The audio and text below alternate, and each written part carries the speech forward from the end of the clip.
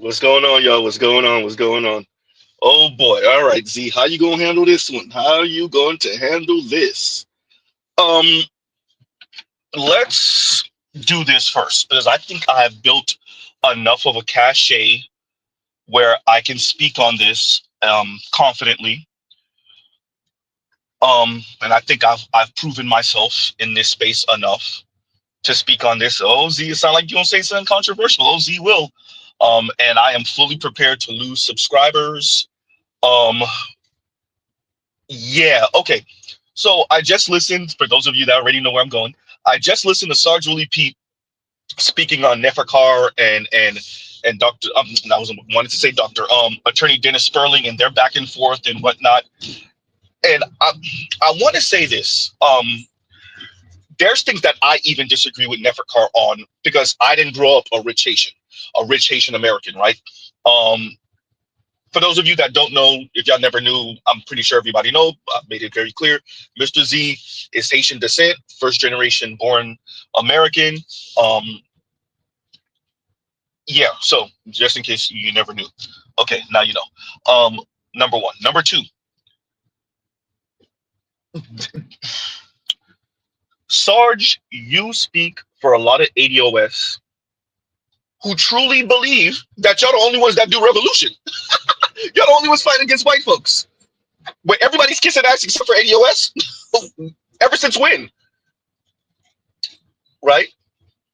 Sarge really speaks like, I've encountered this, right? Like, because if you're not in the home, you have no idea how much Haitian young folks push up against their parents.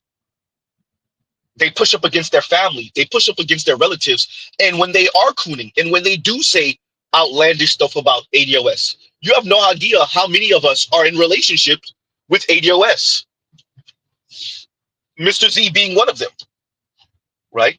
You have no idea how many of us are for ADOS reparations. I didn't say black reparations. I said reparations for ADOS FBA in specific.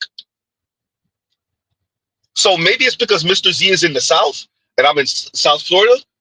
I don't. I've been in contact. Clearly, I have family that grew up in the Northeast, Haitians in Connecticut, in New York, and in New Jersey, right? So I have friends of family. I have family in the north. So Neferkar being, I'm almost certain Neferkar somewhere in the Northeast. But this idea that all black folks do outside of ADOS FBA is skinning and grinning and smiling in the white folks' faces. A bit of history, just in case you don't know, um, or just in case you forgot because you were trying to prove a point, Sarge. Um, Haitian history is a bit complicated. It's a whole lot of U.S. interference in our internal politics.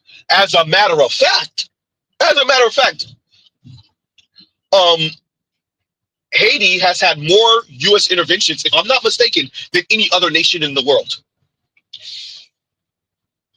So when you speak about why haven't y'all risen up, why haven't y'all fought? It's really difficult to fight against the world's strongest military when they keep on finding ways to overthrow your leaders. And by the way, the previous president, the one that was murked in his own home. Yeah, when you follow the money, it leads back to the US. Yeah, about that. See,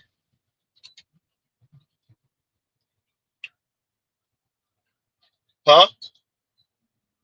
So like, Mr. Z is not gonna be hyperbolic. I've been very clear, and you'll be surprised how many. Unfortunately, you will be surprised how many, especially Black Caribbean folks, ride with ADOS. We're in relationship with ADOS FBA folks. Platonic, intimate, business, right? You'll be surprised, at least down here in South Florida. I can't necessarily speak for what's going on the West Coast. I can't necessarily speak for what's going on in the Northeast. I can't really speak about what's going on in the Northern Midwest, Minnesota and Chicago and whatnot, and Detroit and whatnot. I don't know about Black Caribbean folks, right, in those spaces. But at least here in South Florida, Jamaicans, Haitians, ADOS, yes, there's some cultural disconnect. Yes, absolutely. For me to minimize that would be lying. With that, I don't know how it's going on in the Northeast, but in South Florida, oh no. How many of y'all, if Kodak didn't tell y'all, y'all would think Kodak was Haitian? Number one, number two. And I remember Tariq Nasheed speaking on this years ago, and it just let me know he didn't know what the hell he was talking about coming out of California. He thought that Kodak was kind of mocking and doing his own um um jig and dance and mocking ADOS folks with the way he speaks, right? Like Kodak was doing like a minstrel. And I was like, no, actually, for all of us in Florida, especially South Florida, if you know about them Pompano Negroes, Haitian, ADOS, and Jamaicans, they sound like that. They talk like that. They move like that. That's not like Kodak mocking or doing a minstrel version of ADOS and white folks like it, so they buy his albums. No, them Pompano Negroes, that's especially the Pompano Haitians, of course. But them Pompano Negroes, that's how they talk. ADOS, FBA, Haitians, Jamaicans, Bahamians, anybody from South Florida, correct Z if he's wrong. Huh? So it's just this very it's this formula I've seen form where we're gonna critique you and criticize you in this particular way without actually acknowledging the nuances or actually the history. So, Sarge said something that what really triggered Z. Mr. Z, by the way, for all of my subscribers already know, Z don't have no problem admitting when he's triggered. And he'll tell you exactly what triggered Z was when Sarge said, y'all have your own land and y'all have y'all. Is it? Do you know about the Monroe Doctrine? Do you know how the whole, like, the U.S. white folks said that everything on this side of the world belongs to them? Sarge, they reserve the right to murk you wherever you land, really on planet Earth, but definitely in the Americas. And they do it. I would like to direct you to Haiti. Papa Z is in Haiti right now. Papa Z is about to hit 70-something. He's about to be in his 70s. He said he has never seen Haiti this bad in his life. And this is somebody that's very politically aware. In his life, the other day I was talking to him, he said, Z, they finally broke the country. They finally broke it. Papa Z done watched every goddamn documentary about Haiti, done read every book about Haiti. He said they finally broke it. The country been upside down ever since they murked Moise. Upside down, on fire. Sarge, it's sabotage. Just like how ADOS gets sabotaged in the US. You don't think the US and the European powers sabotage these other nations? Oh, why? Because they have their own land? Huh? What's the name of the big time drug dealer in Jamaica when the Jamaicans were still hiding him out and they weren't trying to go after him, and the US said, hey, either y'all gonna arrest him and bring him to us, or we're gonna go and get him. Somebody gonna say his name. It's right there. I can't. It's right there. It's right there. I can't get it out. Huh? The big time drug deal.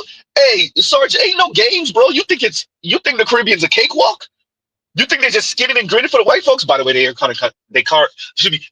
of skinning and grinning for the white folks. Sarge right about that part. Oh yeah, he right about that part. But even younger sister Z, my brother-in-law and younger sister Z, that's one of their biggest issues when they go to Bahamas. But what you don't appreciate, Sarge, and this is what the Caribbean folks had to find out the hard way, they were flexing on them white folks whenever them white folks talk to them crazy and treat them like just the help. But then you don't know which white folks you're talking to. Huh? Dennis. Yeah. Thank you, Azrael. Dennis. Yeah, that's what I'm talking about. Yep. Thank you, Azrael. Right? It's no game. Look, shout out to all my ADO folks. Look, ADO has been rocking with Z since I made myself known in the Black Manosphere. So obviously, y'all know Mr. Z don't have no problem. I'm not even on that. I've been very clear about my stance on reparations. I've been very clear on who I think are real Americans in America. Ooh, Z, you said that. By the way, if y'all ever hear somebody say Black Americans, ADOS, FBA are the most American Americans in America, they got that from me, especially if they say it like that. If they say it like that, they got it from Z. right? So I've been very clear in my stance. With that, there's this ignorance when it comes to black folks in the diaspora, particularly black Caribbean folks. It ain't a cake. Hey, them white folks, when they go to the Caribbean, they looking to dominate, own, and control. And just like how they could gentrify in America, what you think they just gentrified in America? What you think a millionaire could do in Jamaica? A white millionaire. What you think them Arab guys doing it? What do you think they do when they go to Haiti, or when the Asians go to Jamaica? Sitting on $2 million. You know what $2 million could do in Jamaica, or especially in Haiti, in the Bahamas.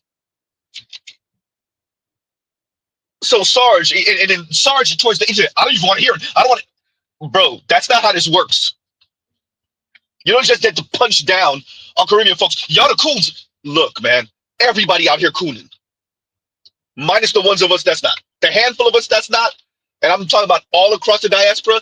Everybody else without a serious black consciousness, if you push them far enough, they're gonna start stepping and fetching.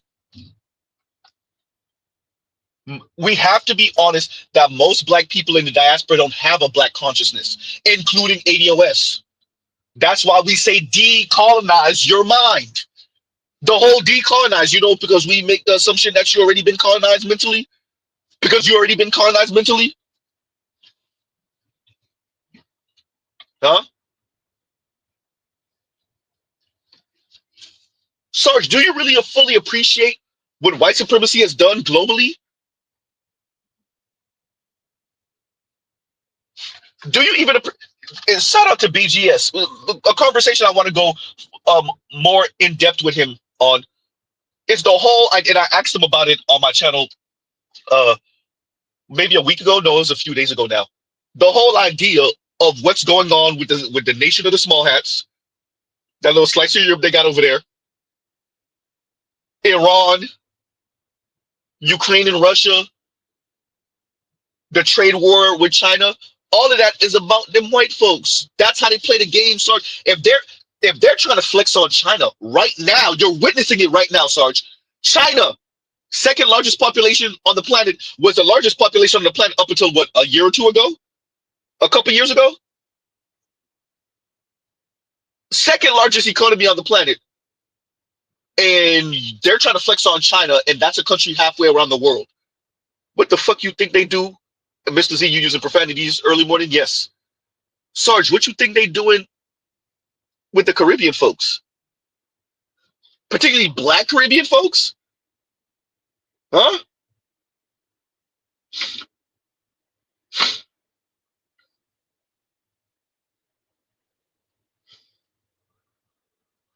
Do you appreciate the way this game is going, Sarge?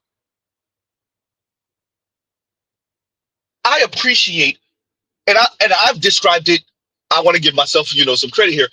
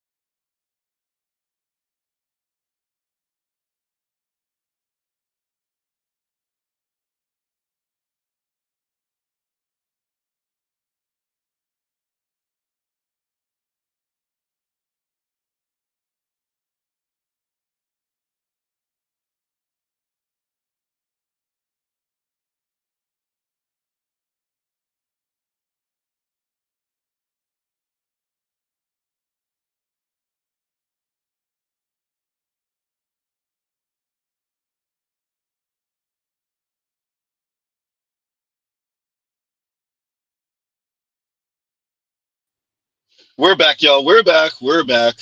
Reckless streams. Reckless streams tax in effect. Y'all already know. Sarge, this is how dedicated I am. I'll be reckless like a mug. Don't put it in the comments. Don't put it in the comments. Thank you, Trill. Talk amongst yourself. Trill know what it is. Thank you, Trill. Look, Sarge, ain't no hard feelings, Sarge. But Mr. Z, yes, Mr. Z. Oh, by the way, and I admit when I'm in my feelings, Mr. Z was definitely in his feelings this morning. Listening to Sarge, go in. Sarge, ain't no cakewalk, bro. Ain't no cake. All those economies in the Caribbean are small, huh? Ain't nobody want to see no goddamn aircraft carrier off the coast of their country with a bunch of burly ass white men from the south marching through your country, huh? Sarge, a Haitian president was assassinated in his home, Sarge. And you better believe there were Haitians in on that. Absolutely. Mr. Z ain't stupid. With that, you follow the money and it leads back to the great US of A. That's how these people playing the game, Sarge.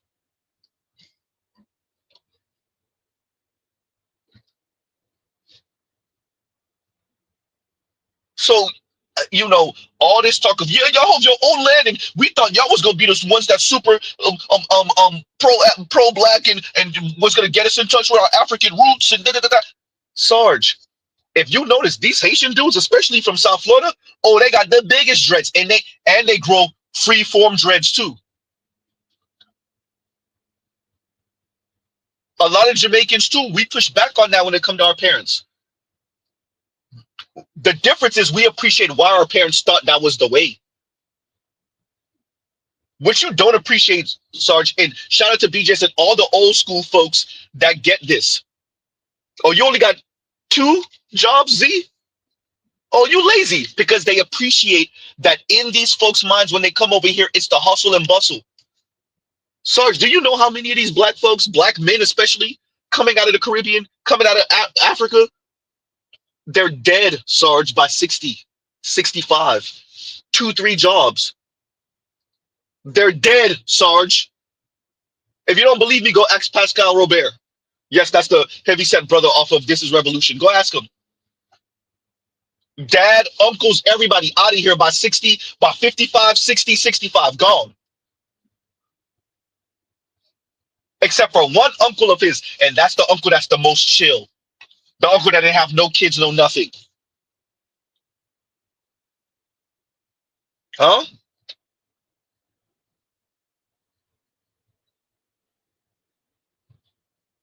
Sarge, this is real. It's not a cakewalk. So yes, you're gonna have some wayward ass Caribbean folks, namely Haitian folks in this case, for sake of this conversation, who start talking out their ass and they think they know what's going on and they kissing the white man's ass and the daughter's getting piped on by some white Latino dude and the son is chasing after any white girl he can get. Yes, that happens. That's not the majority though. The majority just got their head down trying to stay out of white people's way. And then you got the people like Z. Huh? Who every chance I get, I let them know what it is.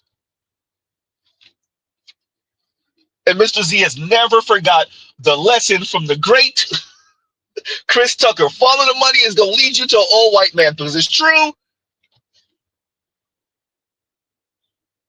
Huh?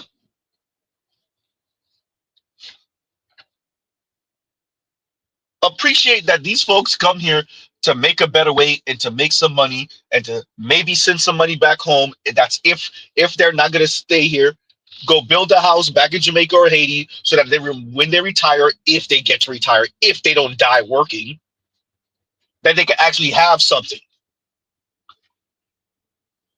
But for the majority of us, we stay in. Their kids that are born here are staying. Their kids that were born there but brought over here to the US at early ages, 1, 2, 3, 4, and 5 years old, they're staying. There is no exit strategy. For the majority of us, children of black immigrants, we're not going nowhere. There's no escape back to Haiti. There's no escape back to Jamaica. There's no escape back to the Bahamas. to the USVI? For what? So we could be in the tourist industry, skinning and grinning in white folks' faces, just like how you said, because that's all it is. I have partners that's from the USVI. Ask them what's the industry in the USVI. Ask them. It's tourism, a little bit of textile stuff, huh? Just enough farming to get you through, huh? And that's it. Just like you said, Sarge, we're gonna be in the tourist industry, skinning and grinning with them white folks, huh? And minimizing their disrespect. You know how many, Sarge, you'll be surprised how many times they want to put their foot through these white folks' ass. But what you're gonna do? Destroy the whole? You want? Do you want to be the Caribbean island that's known to tell white folks about themselves and watch that money get dried up because you don't have any other industry designed by the West, designed by the white folks? Sarge, ain't no money in the Caribbean like that. You got a little bit of money in Jamaica. You got a few people with dollars in the USVI or in the Bahamas, and when you follow it, a lot of that is remittances, or they own a business in Bahamas, but it's all mom and pop shops. Sarge, how you think these white folks are playing the game? You think they just stepping on ADOS FBA folks in America and they leaving the black people in the Caribbean alone? You think they leaving them alone?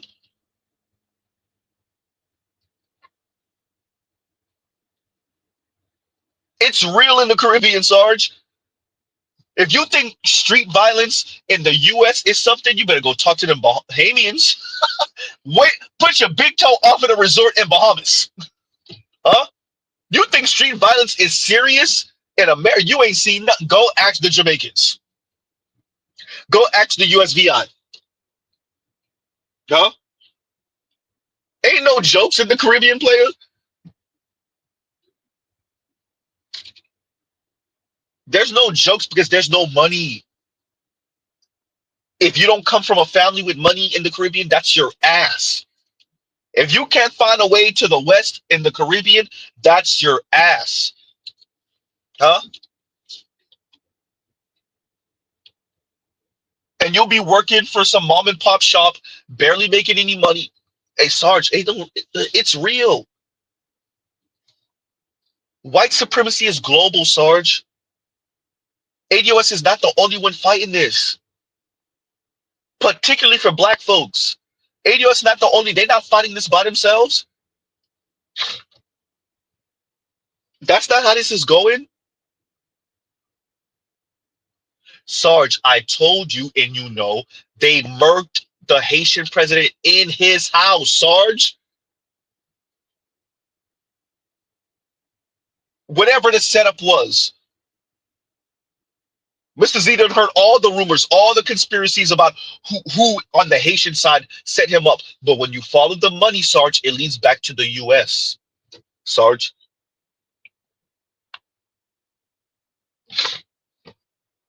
Huh? When you follow the money, it leads back to the US, Sarge. Sarge, Toussaint and Dessalines had money saved. It's in one of these universities in America, Sarge. You know how often the Haitians done had their money stolen and all different type of things? The occupation, what year was that? 19, was it 1914, 1913 or 12 or something like that of Haiti by the US again? That's the game, Sarge. That's the game that's been being played, particularly on Caribbean folks for decades. Did you forget what Cuba was when Batista was in there before Castro got in there? It was just a playground for rich folks and mobsters. Let me say that better. For rich white folks and white mobsters. Huh?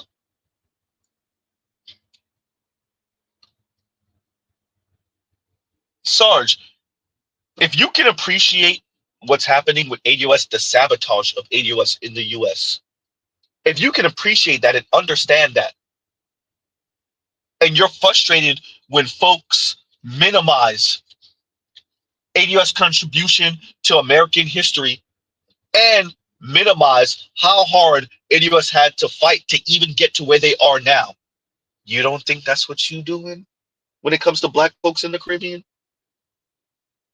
I would argue there's probably Africans that's like, yeah, you don't know what's going on over here too.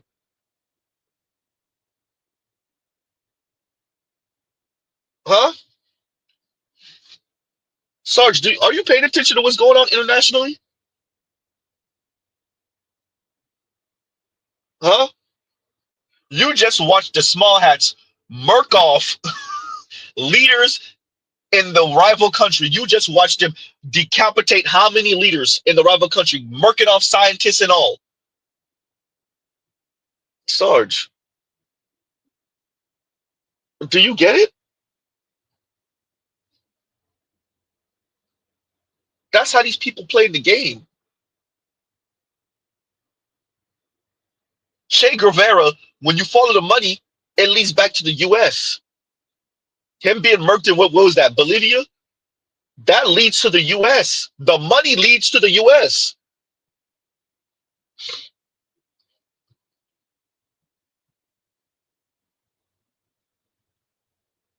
That's how these people been playing the game, Sarge. So whether it's Malcolm or Malcolm Jr., Fred Hampton, Che Guevara, name them.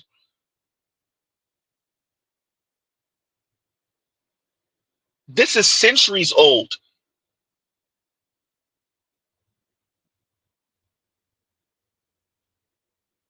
So my apologies for that, y'all. Look, Sarge, I hear you. Yeah. um, no, no, Sarge, no. I get it. I get the frustration. I understand. I'm black also. Mr. Z's government name is not Mr. Z's last name is not Baptiste the Third, right? I don't have a traditionally Haitian or French name, so I don't get to hide behind a name or an accent or any of that. Huh?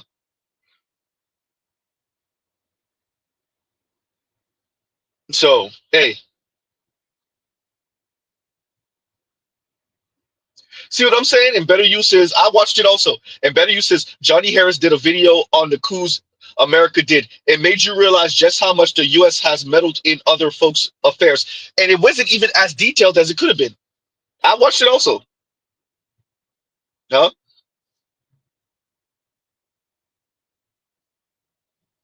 Wow. Better You also says, even when Trump made Modi admit though that failed coup earlier this year was the Indians, it's because he knows everyone would think it was us. Probably still does due to reputation. Yes, right. That's how the game go. These people that I've said it multiple times, they're not just gonna let you pass them. They're not just gonna let you develop and do your own thing on the side, work around them. Oh no. We will murk who we need to murk. And when people say the agenda should be the leader, the agenda is the leader, and we just keep on knocking off your actual people, the breathing, living, right? People, oh yeah, we're just gonna keep on knocking them off. It's gonna make it really difficult to achieve that agenda. Uh, Yikes.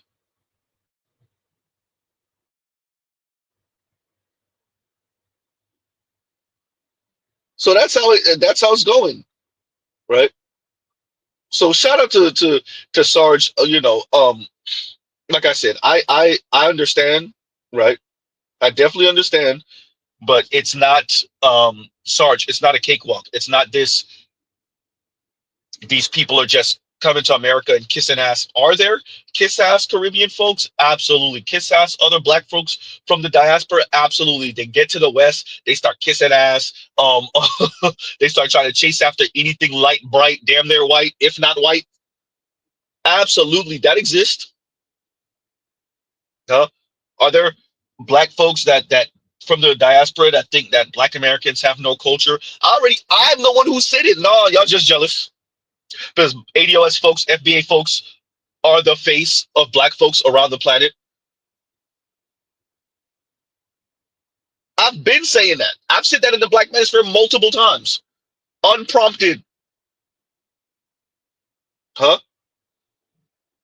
That a lot of these black folks in the diaspora, their issue is they feel like their culture go back hundreds of years, if not thousands of years, and here comes black ADOS FBA folks out of slavery, definitely out of Jim Crow, but out of slavery even during Jim Crow, and they have created one of the most imitated, if not the most imitated cultures on planet Earth. I've been saying that.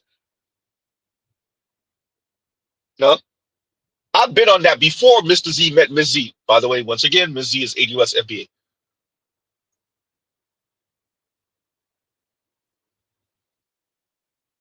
Huh?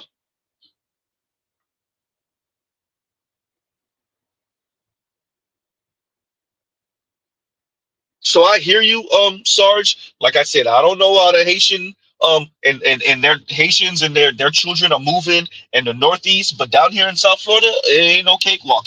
Haitians ain't getting no passes over here. There's no, oh, I'm Haitian, I'm not black like those black Americans.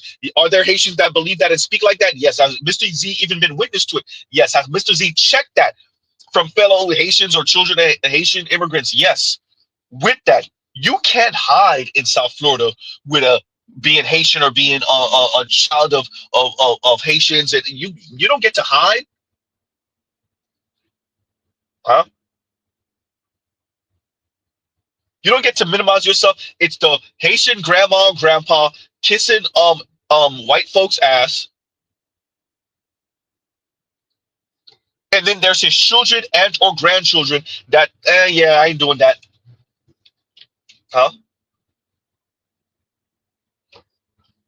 We know how it go, and yes, it's a thing. It's a thing. So, shout out to Sarge, but nah, Sarge, it ain't what you think it is. Haitians and Jamaicans are not getting no passes just because they're from the Caribbean and there's some different type of black. Not in South Florida, at least. There's too many of us. We're not novel in South Florida.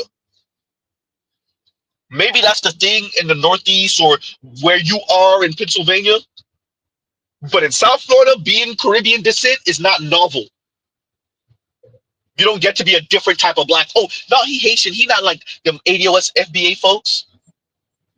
The only people getting them slides, excuse me, the only people that get to slide that way are grandma and grandpa who've been skinning and grinning for decades.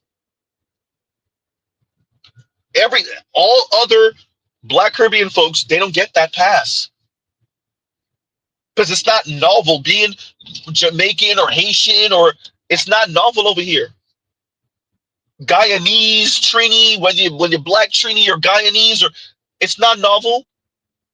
It's not novel to be at a store and you're in the line behind somebody and you hear the patois accent, whether it's Jamaican, Trini, Guyanese, Bahamian. That's not novel in South Florida. So ain't no passes in South Florida. Huh? You don't get to be a different type of softer black. Not anymore. Maybe that flew in the 70s and 80s, maybe the early 90s, not even then. But in 2025, yeah, nah. Huh?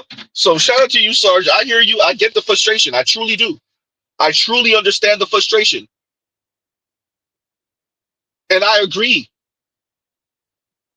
with that. This minimizing, like ADOS, well, ADOS folks are the only ones fighting this, number one. Number two, all you got to do as a non ADOS person is skin and grin. And I'm not like those black Americans, and those black Americans don't have culture and they're lazy. And look at me, Mr. Huh? Wait, didn't we just see that African brother that owned whatever um shop or whatever he owned check the Latinos for trying to throw 80 of us under the bus in front of him, right?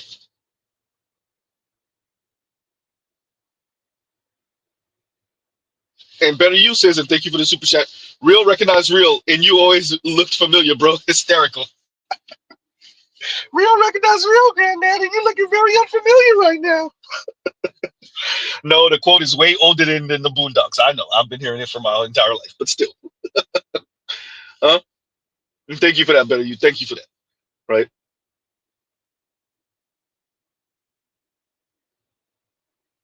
But I just want to stress that. Look, that skinny and grinning stuff, even for young Caribbean folks, that you these white folks in South Florida, these small hat white folks, these Latino folks, that don't mean nothing to them. They want to run this, and that's skinning and grinning. They'll use you and discard you, and you just will be regulated to the help. That's all you will be. Huh? Sarge don't know about Mr. Z and younger sister Z being at a house get together and checking the hell out of one of the elders with that I don't like black Americans and we check it. Hey, it's not even our family. It's not our house or our family. And we check the hell out of that lady in front of everyone. Huh? Had her mumbling, literally mumbling, and walking off. Huh? But if you don't know about those conversations because you're not privy to them, then you don't know.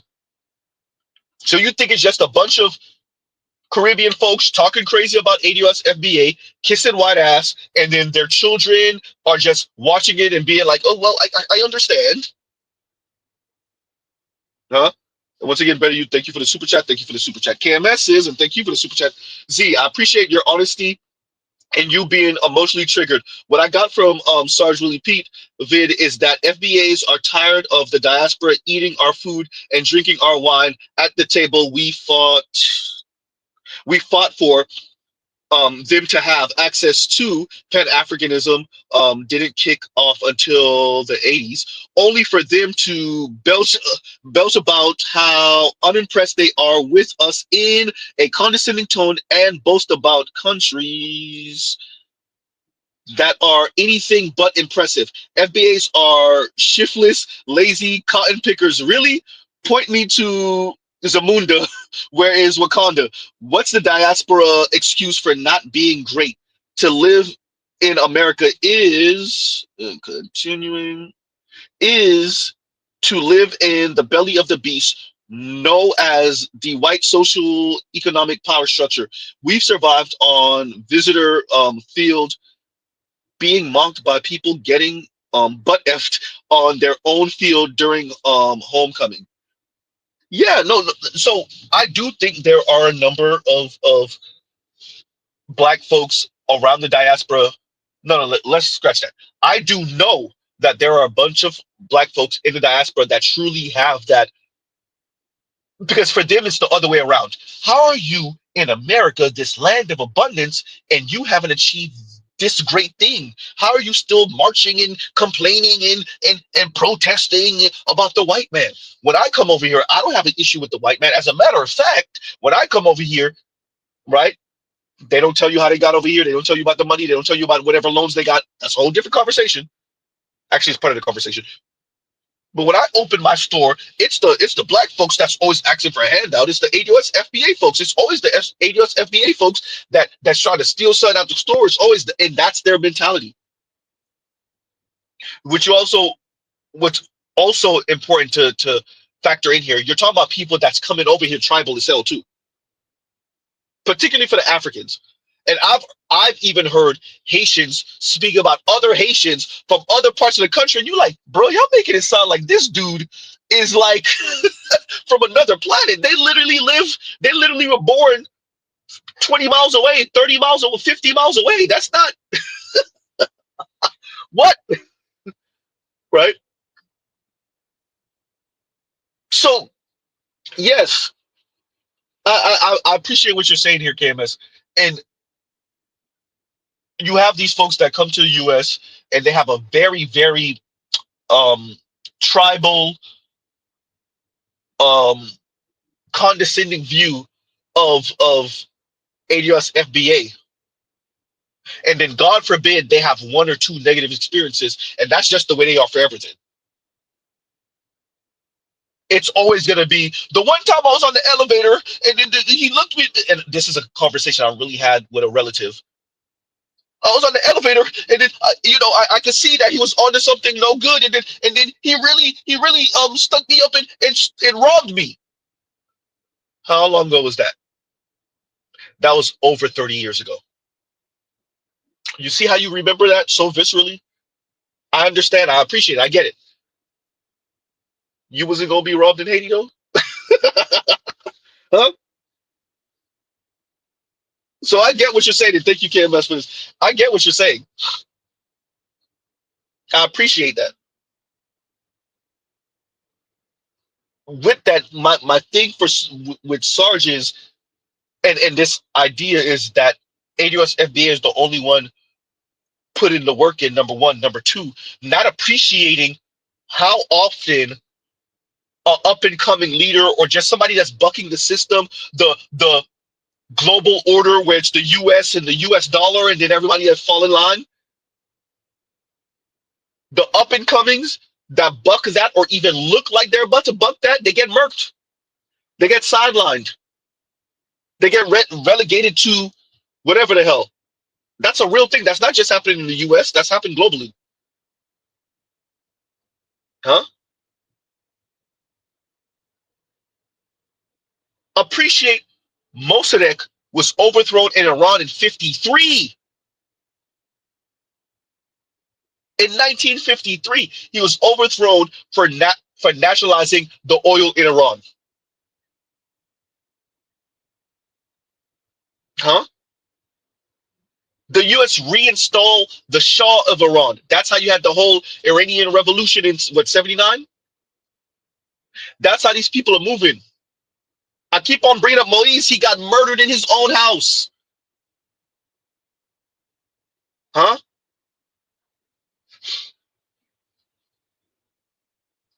That's how these people are moving out here. Not to mention, it's something very important. So throughout my life, I've heard, why don't these people fix their country? Why do they move to the same countries that overthrow their leaders, that enslave them, that colonize them? Where's the money? That's a real question. Where's the money? Is the money not in the West? Is the money and the opportunities not being hoarded in the West? Huh? Where's the money? If my nation was colonized, or the nation of my parents was colonized by the French, by the Germans, by the British, by the US, by the Belgians, by the Portuguese, by the Spaniards.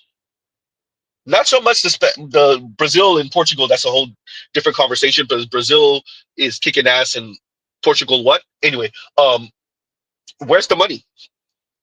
Where's the resources? Where's the factories? Where's the jobs? Where's the open mobility? Is it not back in those same countries?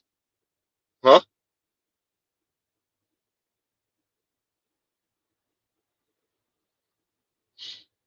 Huh?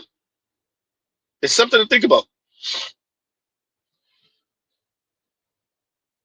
It doesn't make sense until you put it into context. Where's the money? If you're from the Americas and you're not living in Brazil, Mexico, Canada, or the US, where's the money? Huh? If you're in the Americas, where's the money? If you were born anywhere in the Caribbean, and we're not talking about you come from a well-to-do family, Where's the money? Where's the opportunity? Where's the upward mobility? So as Sarge is saying these things, and I agree with you 100% KMS about essentially moving to the US and then looking down on the ADOS FBA folks that allowed and made it possible for you to be able to move to the US anyway to take advantage of and of the opportunities afforded to you. But then at the same time, then turn around and look down on ADOS FBA folks and speak about them and to them as if they're lazy, shiftless bums. I agree with you 100% on that. I'm not with that. That's why the way y'all hear Z speak online is really the exact same way Mr. Z speaks offline about the entire diaspora wars and whatnot. And I've been on that. Huh? And I've been on that.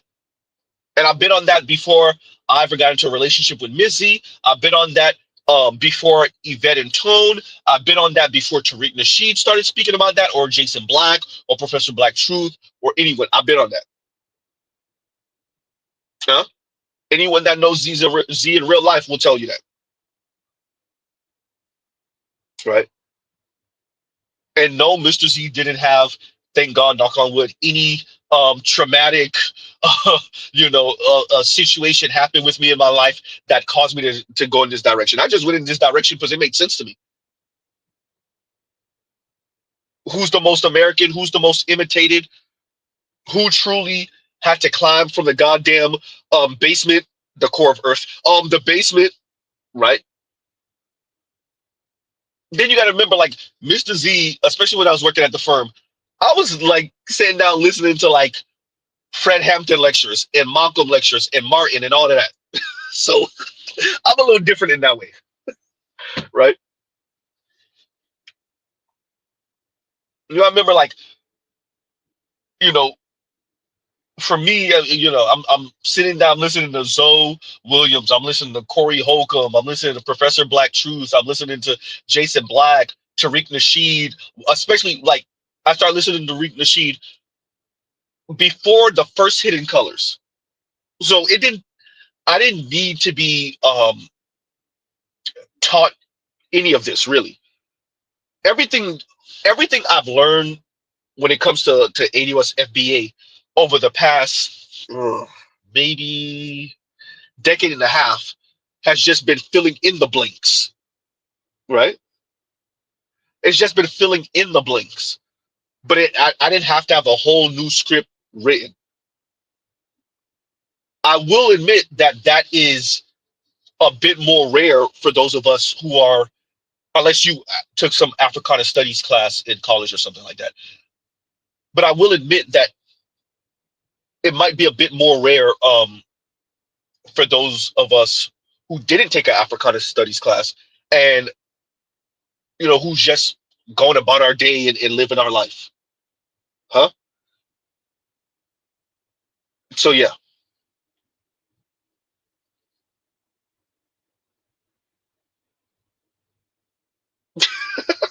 better use is not the core of Earth.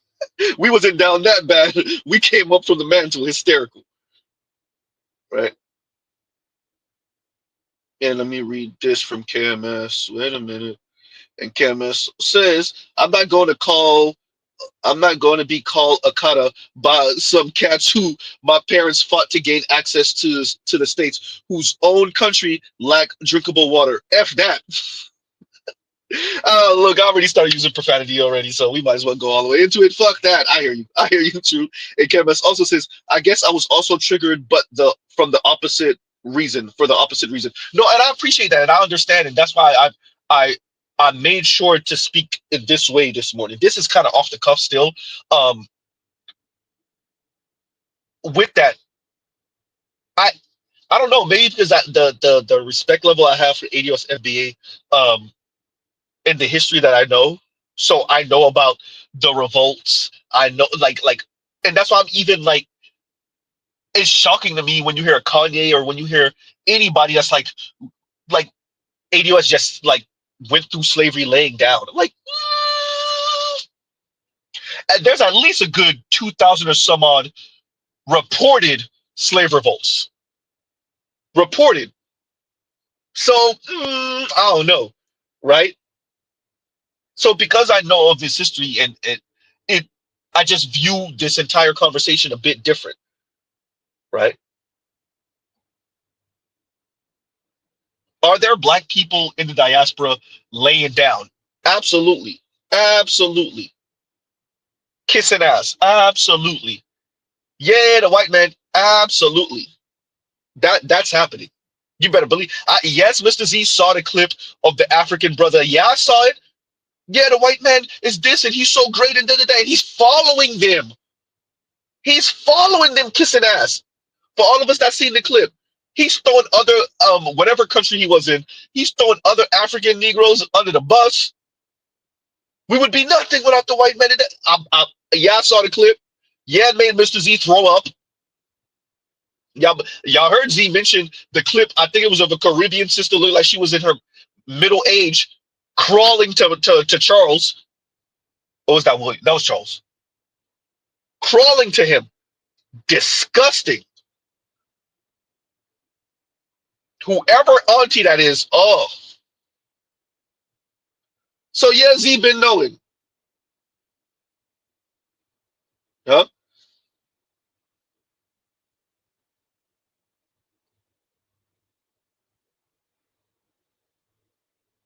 So yeah, I'm not gonna, go on in that too long. I really wanted to get that out there. And Saint Cyr says, goodness, many diaspora wars popping off in the comments. Y'all can't help it. Both sides of y'all cut it out. Yeah, no, I'm not trying to trigger no diaspora wars in the black manosphere, man. Y'all, yeah, I agree. Y'all cut that out. I just wanted to address what Sarge Willie Pete said by saying it's deeper than what you think. Um, it's not no cakewalk. There's other things you're not factoring in. If you see that these folks can gentrify ADUS FBA out of a whole neighborhood, appreciate what they can do with a couple of dollars in the Caribbean. It's cheaper to screw over folks in the Caribbean. It's cheaper to disappear someone in the Caribbean. Huh? It don't take anything to quell a revolution in the Caribbean. A puppet leader installed by the US gets knocked off, or they lose the election and they're forced to step down, and whoever comes in with usually probably some more leftist socialist ideas, and guess what, they don't last, they get knocked off too. You follow the money and these right back to the US. That's how the game go in the Caribbean. That's how the game. Why do you think you have all these Caribbean leaders and ain't nobody talking about rah rah rah revolution stuff? They get knocked off. You can get rubbed out in the Caribbean for less to nothing. Huh? It's not like you don't have those people. You have those people. You have those people. They were taught in the US. They came to school in the US, or they went to school in France, and they didn't adopt, racist ideals, and they go right back to the Caribbean. They were taught in Canada. They go right back to Jamaica. They go right back to Haiti. They go right back to the Bahamas, and they have that rah rah stuff. And next thing you know, what happened to such and such? Yeah, he got to this position and he never rose any higher, right? Or I don't know what happened to him. I heard he died of some massive heart attack, or he died in a car accident, or man, y'all think Mr. Z lied about that? Okay. Huh? So yeah, no, I'm not trying to start no diaspora mini war in the black manosphere. I just want to respond to these things because, yeah, yeah.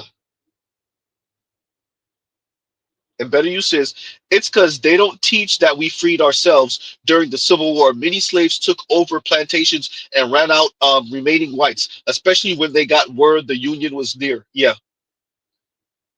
yep. Well, the way we teach history in America concerning black folks, it's like a chapter or two, not even a chapter. It's like a little passage or two in your civics books, in your history books, right? The where we teach black. I remember where was I? Was this Memorial Weekend? I was somewhere either for Veterans Day or Memorial Weekend. I can't remember. And like they had Crispus Attucks' name up there, but it didn't say nothing about his role or that he was the first to take a bullet. It didn't say nothing like that. It just had his, like, I noticed his name, but it was amongst a bunch of other names just randomly thrown up there, right?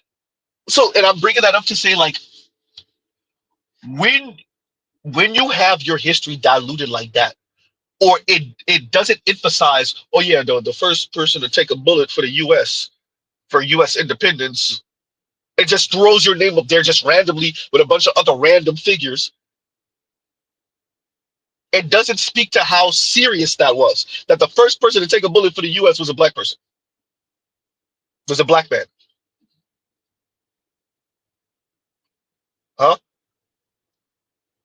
And so when history is taught that way, it minimizes black greatness outside of what can be framed as black people begging white people for a seat at the table, huh? And that framing of history is on purpose, right?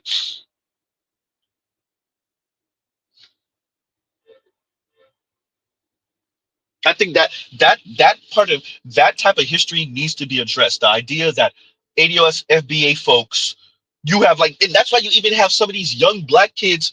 We've all seen the video of the young sister. She's giving a speech and she said Martin Luther King freed the slaves. What? And like that speaks to how the history is taught. It's not taught. That's the point, huh? You getting the 1960s and the 1860s mixed up. A century gap, huh? But once again, that speaks to the idea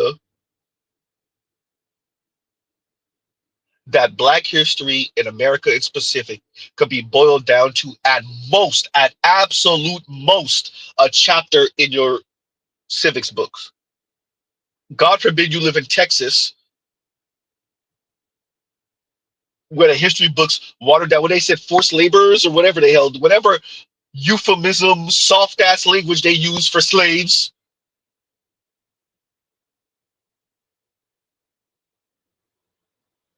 huh?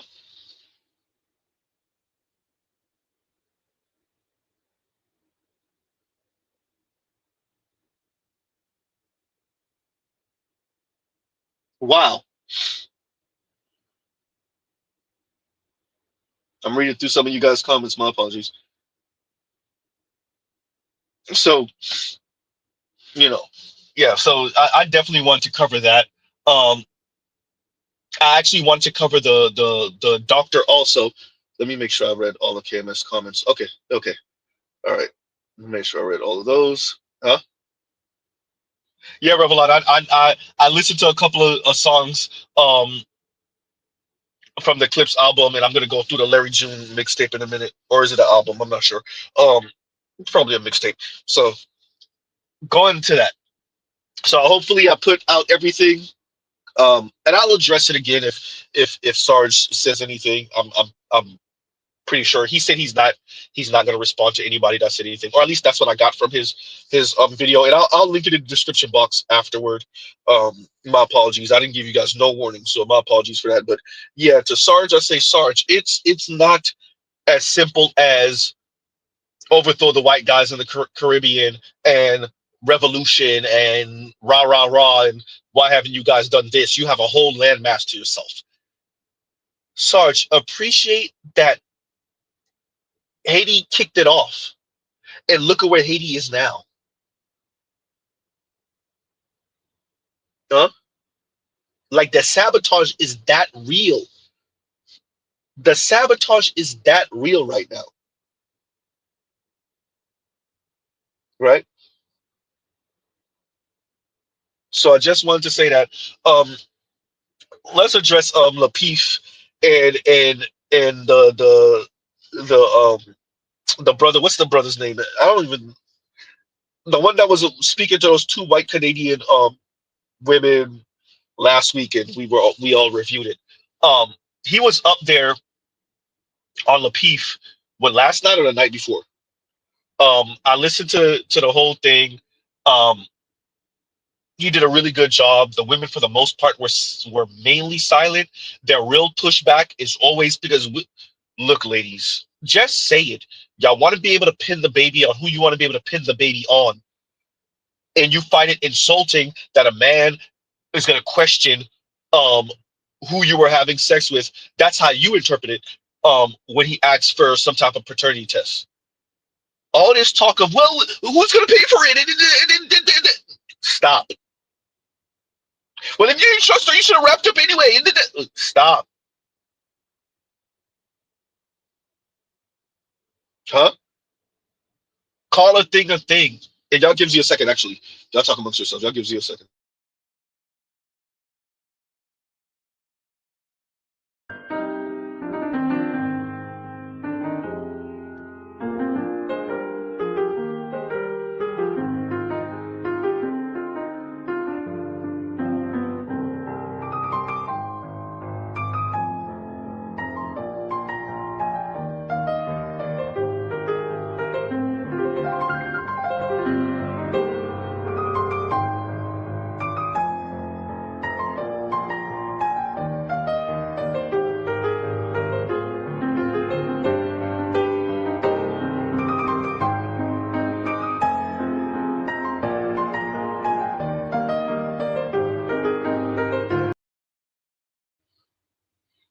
And we're back. So for those of you that checked out, I saw Big Mo in the comments. Shout out to Big Mo. Um, for those of you that checked out Lapeef's stream with anybody got that brother's name? Huh? The brother that was speaking to the two white Canadian women last week or a few days ago, and we covered it. But or BGS covered it. But I saw the whole thing before BGS covered it. But yeah. Um,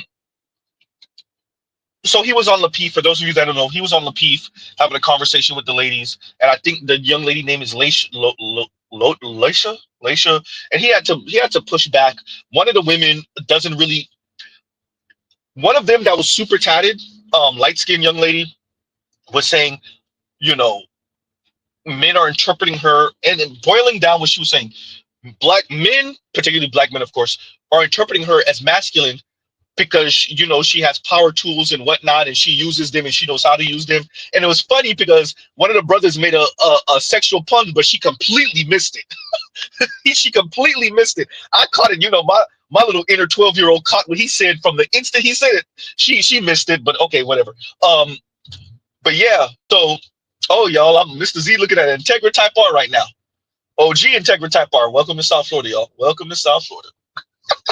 A white one, white on white. Yep, right hand driving all. See, look, see in South Florida. See, you see. Anyway, moving along.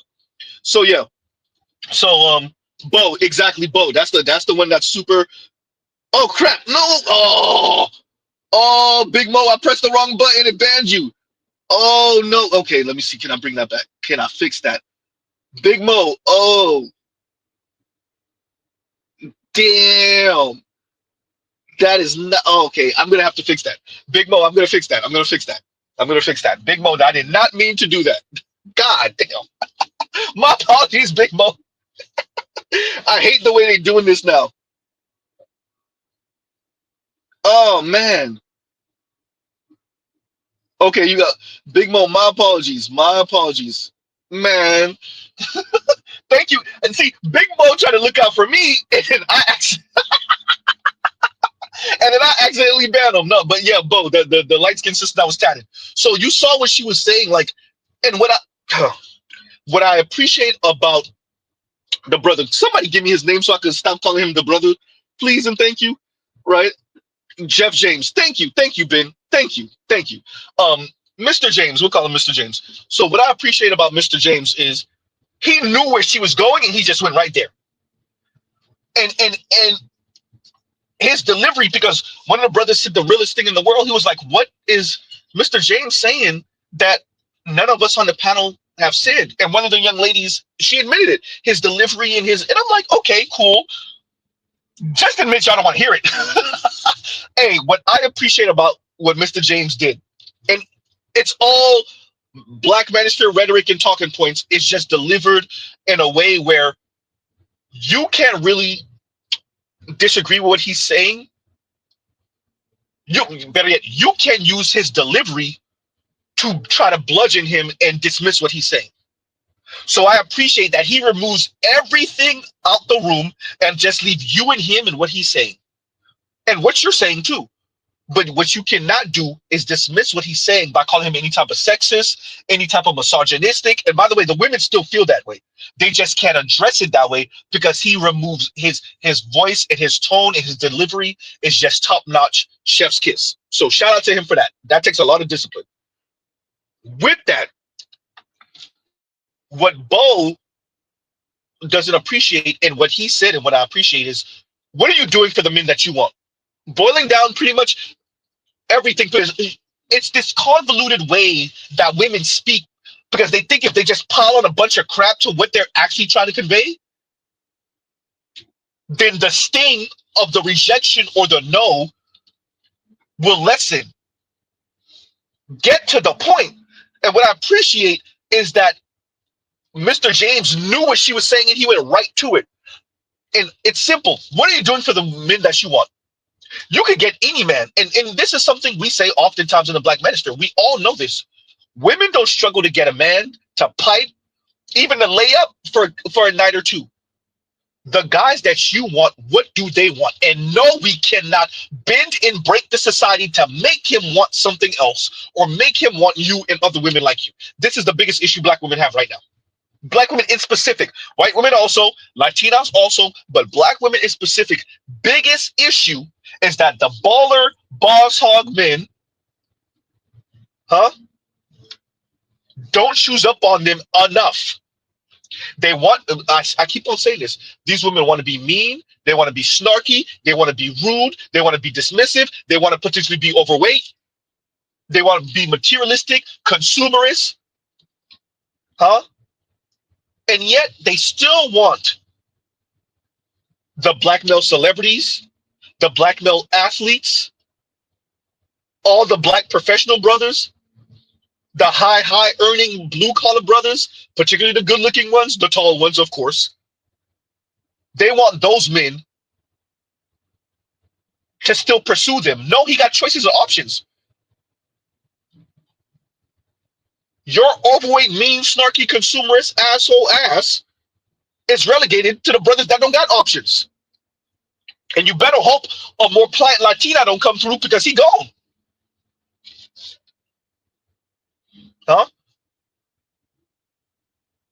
All these Black men, Black men, they got a problem with our weight, but they be with the fat white women. Is the fat white women on his program? Because stop pretending like brothers are stiff-arming Kelly Rowland and then going to run to some fat white women. No. He got a choice between, and shout out to whoever sent me the clip, he got a choice between the overweight sister that's fighting in the middle of Walmart. It's a bunch of overweight sisters. It was like, what, 5, 6 of them fighting in the middle of Walmart. I'm not joking. He got a choice between one of those or the overweight white woman who's on his program. Which you think he gonna choose? Then Black women turn around. Black men, they'll choose these fat white women, but they don't want to get with a strong Black woman. He don't owe you that. If you got a choice between the overweight, sassy, annoying, smug Black woman or the fat white woman, the overweight white woman that's going to be on his program, he's supposed to choose the overweight Black woman because a sense of loyalty?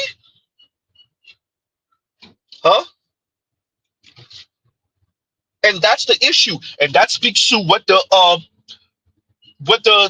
browner skinned sister said on that Revolt show, right? With Deontay. When I see a black man with a white woman, I think weak. But when I see a black woman with a white man, I think, oh, you gave up. You got to go over there. We don't owe you being strong for you. Ooh, goddamn Z. Nice try, lady. Hey, what I love about millennials, particularly younger millennial men, younger millennial black men, and Gen Z black men, is all those insults don't mean nothing to y'all, and I love it. Oh, he must be weak because he's with a white girl. And Gen Z said, I'll be that. Hey, that used to crush older millennials, definitely Gen X and boomer black men. Oh no, I'm not weak. I'm not. No, they trying to find excuses and all that. Hey, them Gen Z brothers said, hey, yeah, I'll be that. Huh? Man.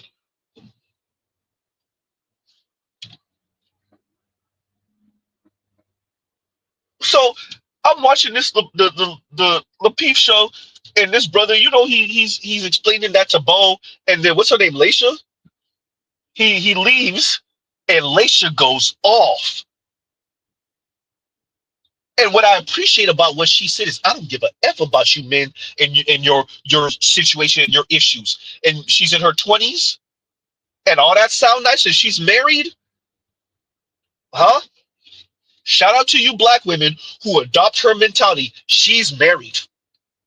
In other words, she's straight and she throwing salt in the game. So you and her both think alike, but you can't financially afford to think like her.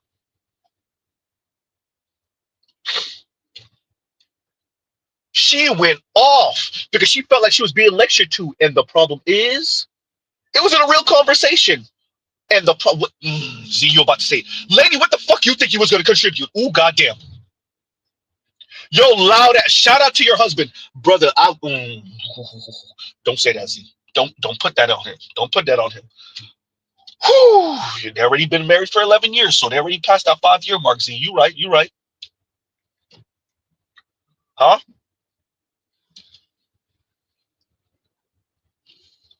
It wasn't a real conversation. I felt like I was being lectured to. Have you ever considered maybe you needed to be lectured to? Huh?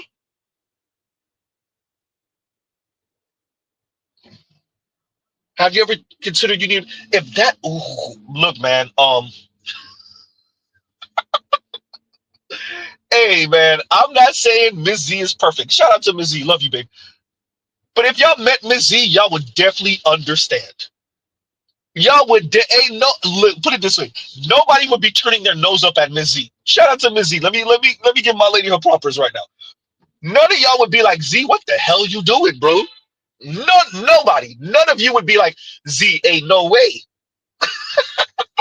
Even if y'all ain't find her physically attractive or whatever. If y'all met Miss Z, you'd be like, I get it. Shout out to you, babe. Look, I could send Miss Z on the Peace Network, and y'all would be like, I get it.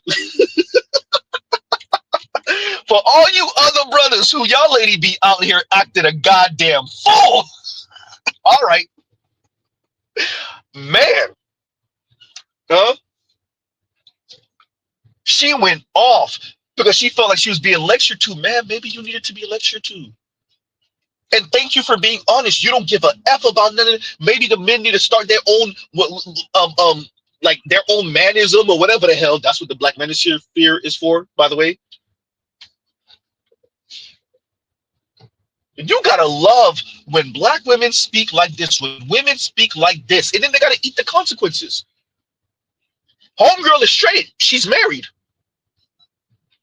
All the other black women that think like her, that's probably in Lapeef Network, they in the comments and they, girl, single like a loose leaf paper, trying to figure out how they're gonna pay this cell phone bill.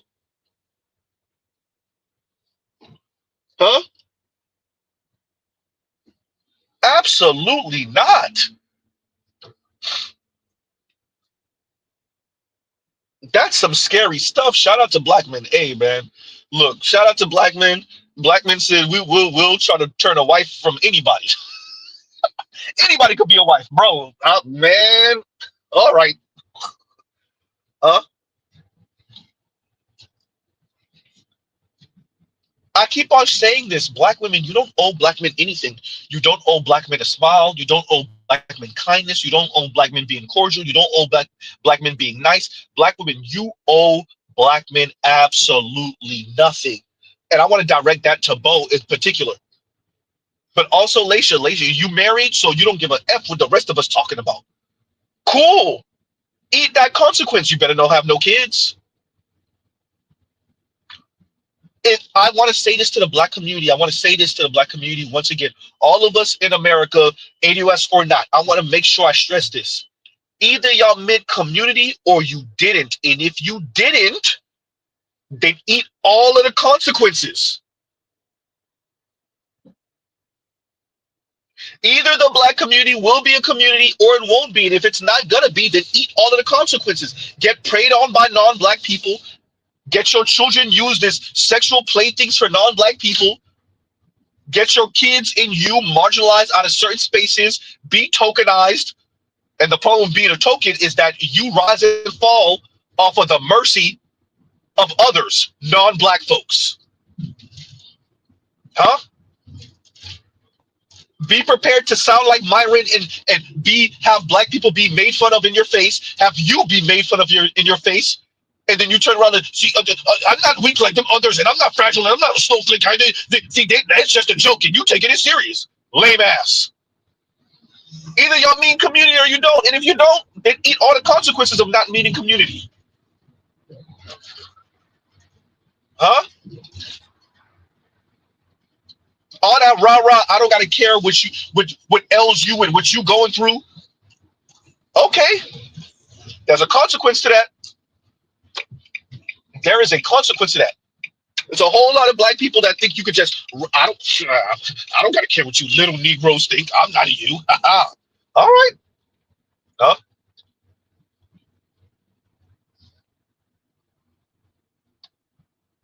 There's a cost to that. And Laisha really showed her age, her lack of it. That was some real immaturity. Look, man, y'all notice when Black Gurus start speaking, I stop speaking. When BGS starts speaking, I stop speaking. When Art New Style speaking, I stop speaking. When AL starts speaking, I stop speaking. Y'all notice that? Huh? Y'all notice that?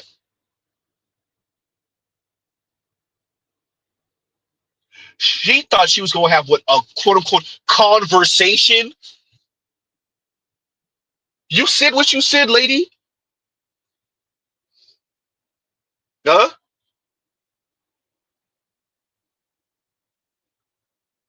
Yikes.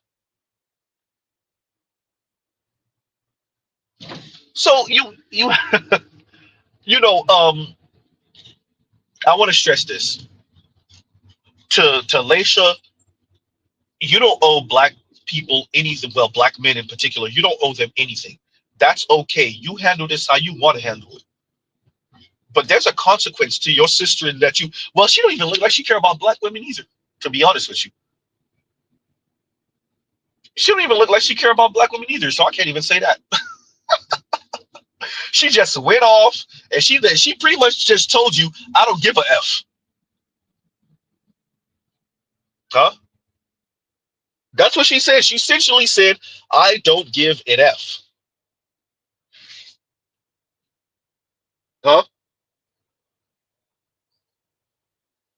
So he spoke for some 2 and some odd hours. And she said, I was looking at the time and he over here lecturing for 2 to 7 hours. And then what the fuck you think you was gonna contribute? Because you were gonna say something profound. Huh? You were gonna say, yeah, lady, you were gonna say something profound.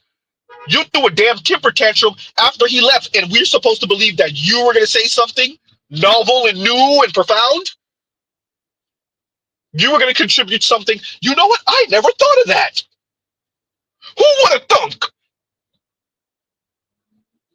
Or did you just want to hear yourself talk and offer some pushback?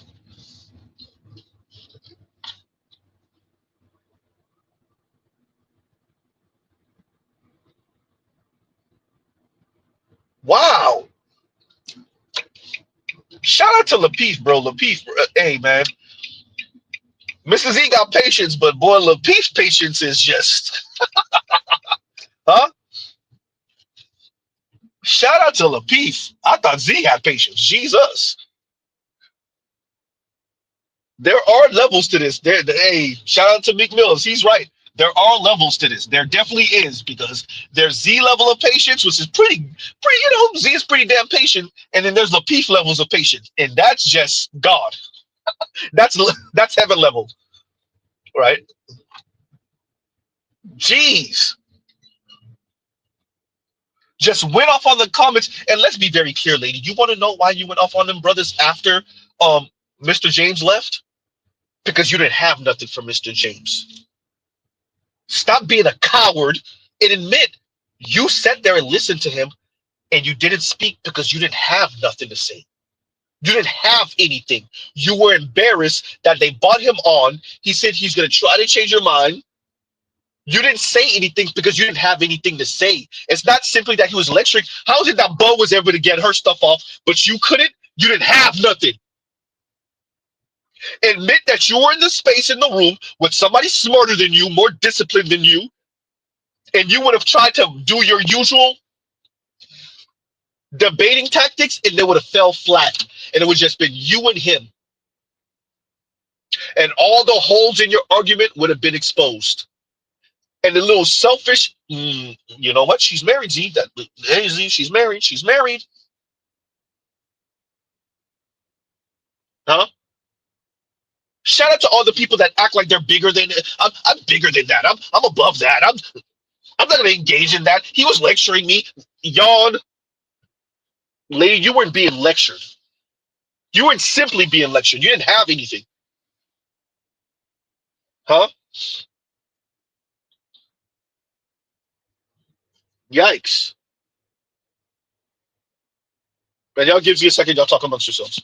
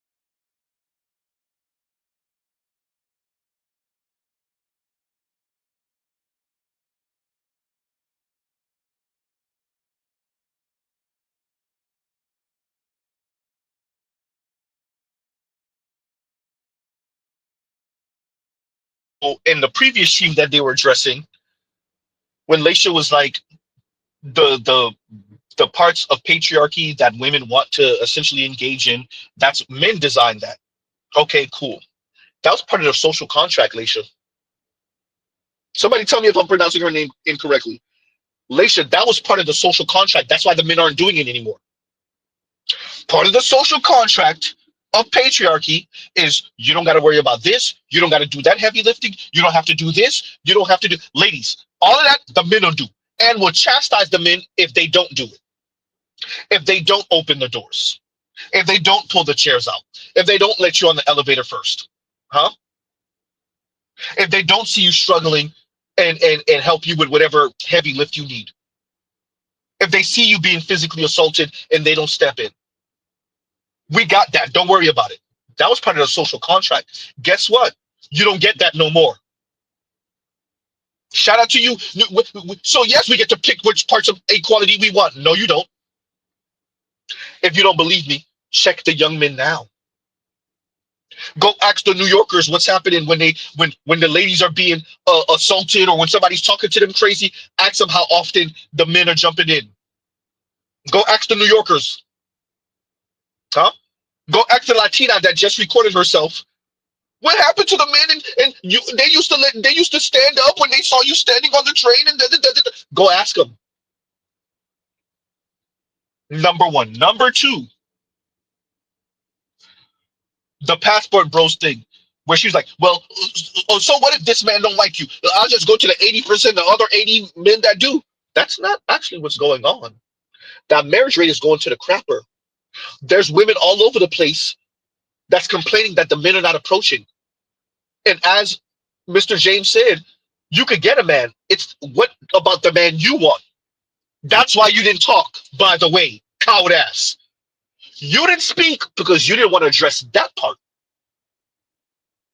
Once again, she said, well, I don't have to chase for no man. The women don't have to chase for no man. We go too extreme. No, for the man, for the men, for the type of men you find attractive. Once again, Laisha, we're talking about women who find a particular type of man attractive. They're looking for a particular archetype. They're looking they're looking to be shows. They're looking for a man to provide them a certain lifestyle, a certain experience. Those men have standards. All men have standards, unless you're at the very, very bottom, maybe. And if you don't want to conform to what he finds attractive and appealing, that's cool. Go find the ones that will go with what you're saying. Have fun on that one, huh?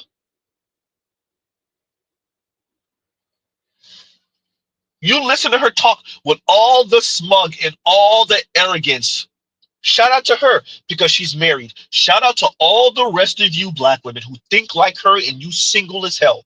And ain't nobody coming.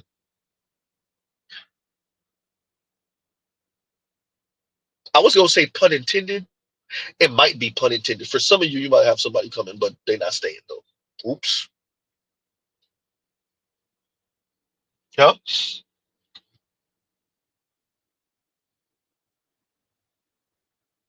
Wow. You would think as a married woman, she would be giving more sound advice.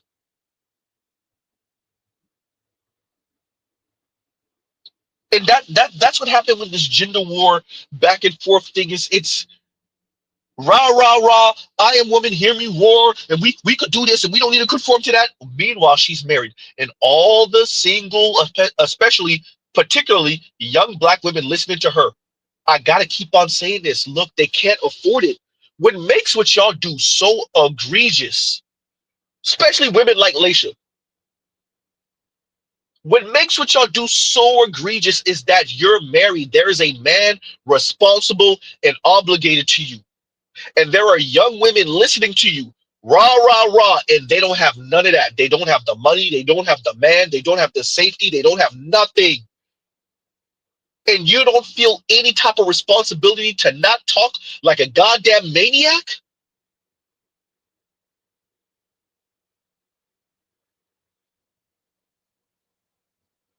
I am careful what I say here because I know there's young brothers that listen to me.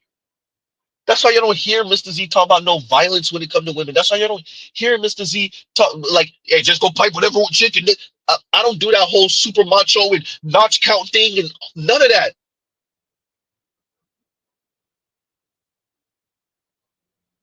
I don't tell black men there's some type of young black men, there's some type of panacea out there. Or if you get your passport, everything will be straight. Or no,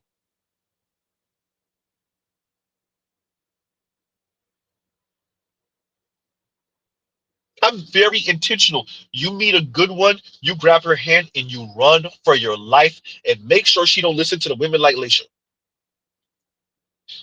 You meet a good black one, run for your life and make sure none of her friends, associates, homegirls are Leisha. Keep her the hell away from women like that. Huh? The worst.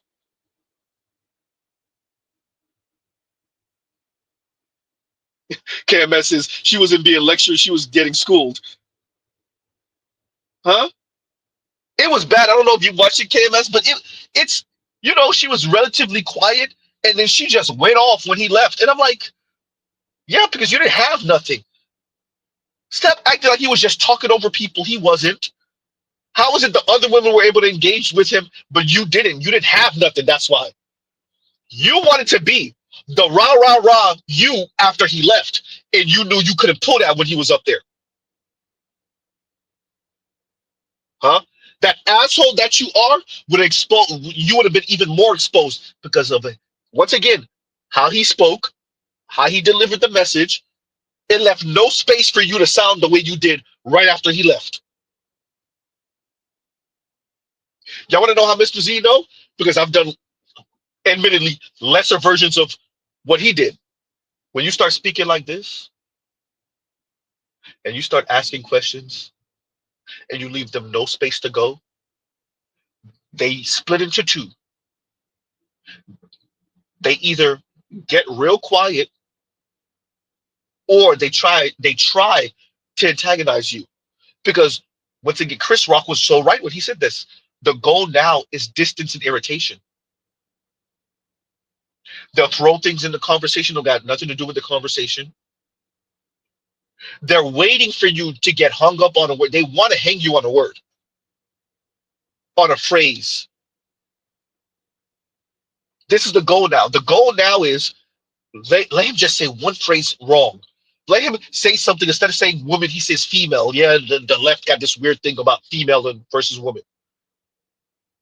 And I'm going to hang him on it because I don't actually want to address what he's saying.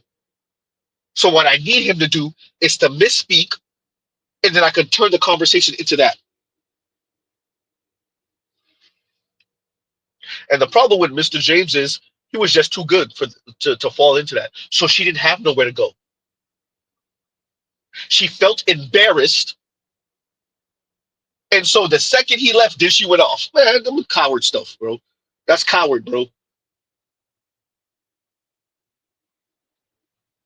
Straight coward. Huh? And Big Mo says, I'd argue that a married black woman that doesn't care about what black men go through doesn't really love her husband in totality. Yeah, well, I don't think these people appreciate how integrated all of this stuff is. That's why y'all hear Mr. Z said we're attached by the hip. Black men and black women are attached by the hip. A lot of this conversation sounds absolutely insane to Z. And she did say, and it's funny because I keep on saying the biggest, stupidest thing I ever hear black people in particular say, and excuse my language, well, we're in profanity zone this morning, so be it. What you eat don't make me shit. She literally said it. And I was like, actually, yes, actually, politically, socially in America, yes, as black people, yes, what you eat does make me shit. What I eat does make you shit. Yeah, nope, nope. Whenever you hear a black person say that shit, you know they don't know what the fuck they're talking about. Goddamn, Z, you said we was using profanity. You just dropped the F-bomb that quick. Yep. Whenever you hear a black person say, what you eat don't make me shit, or what I eat don't make you shit, no, they don't know. Oh, they don't appreciate that in this country, we're just one big nigga. And when she said that, I was like, yeah. So yes, Big Mo, yeah. When she said that, I was like, okay, y'all don't appreciate. Y'all just talking to somebody that she's just trying to get her shit off. She's just trying to put out that energy, whatever she's going through, whatever gender war crap she's on. She's keeping score, and she's just gonna say the most incendiary thing, and that's it. And you saw her attitude afterward. She was angry. Why? Because she was embarrassed. Because the Mr. James systematically took away every talking point she had the show before. I was being lectured. Anything like that. Shut your coward ass up.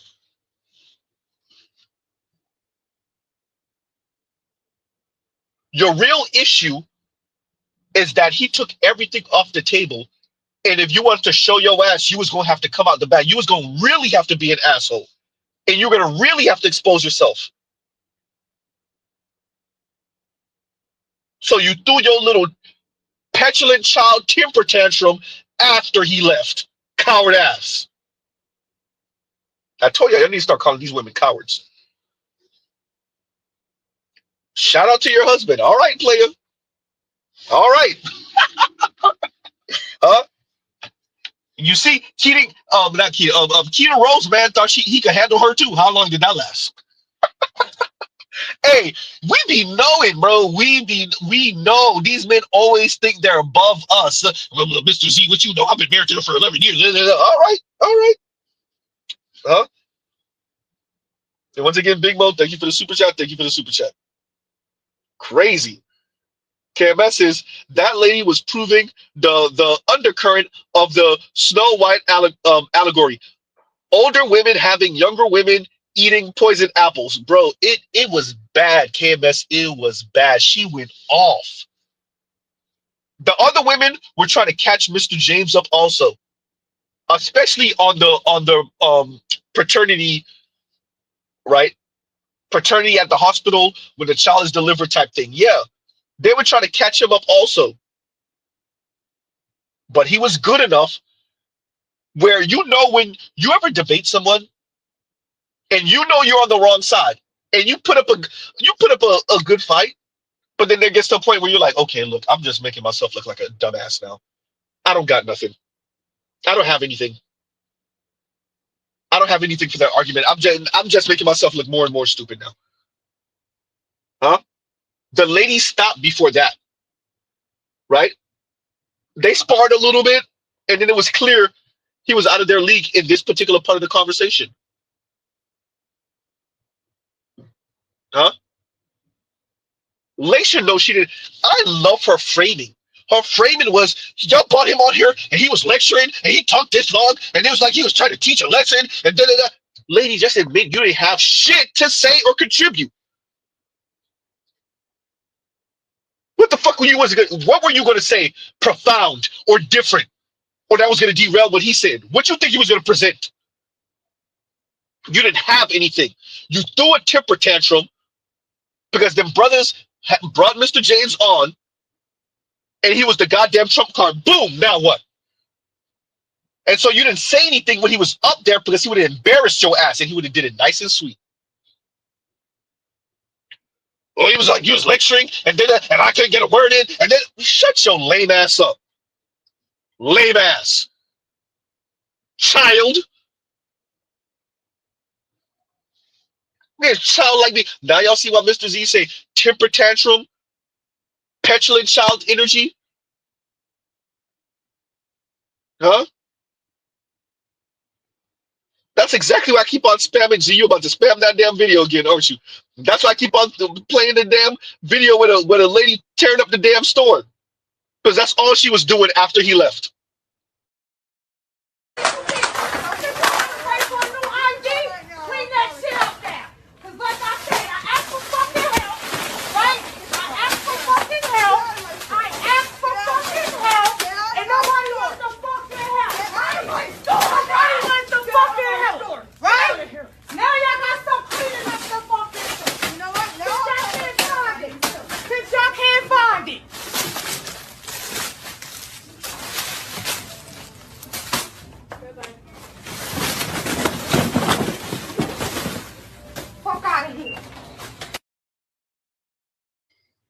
Now, somebody tell me that was in Laisha after Mr. James left. Tell me that wasn't her after he left. I dare y'all to tell me that wasn't her after he left. She really threw a damn temper tantrum after he left. Pathetic. Weak. Hey, you know what I love about women? Is that they can talk like they're not doing what they're doing. Like they're doing something, but it don't got nothing to do with what you think it's about. But it's really about that, but you better not say it. Look, lady, it's not that he was necessarily lecturing you. It's not that he didn't talk over anyone. He gave space for people to speak. You just didn't have nothing. You little asshole. You didn't have anything. That little snarky ass shit, he would have shut that shit down real sweet, real nice. Huh? Little petulant child. And she snapped off on him. Coward, you know what that is?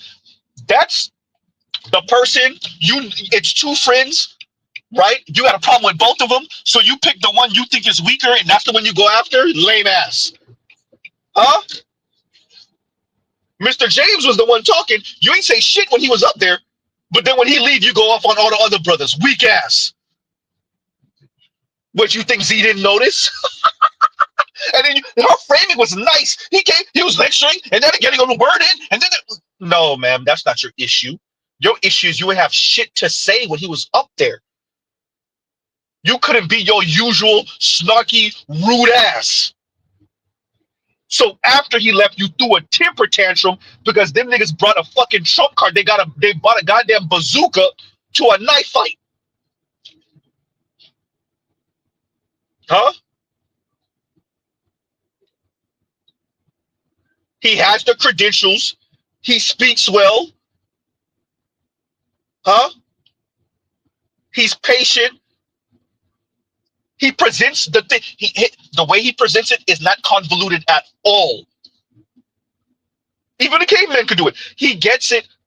He knows what he's doing and how he's doing it. And she didn't have nowhere to go. I guarantee you, if he wasn't accredited or if he was using all type of profanity or speaking like Z right now, oh, she would have been on his ass. She wouldn't let him, or she wouldn't have been quiet. She wouldn't it would have never went down like this. Huh? There wouldn't be no, he got to speak for 2 hours and he was lecturing. No, no, no, no, no. Your coward ass had nothing for him. Admit that you had nothing for him and move along, child. I love her framing. Oh, weak ass. You think Mr. Z ain't cat?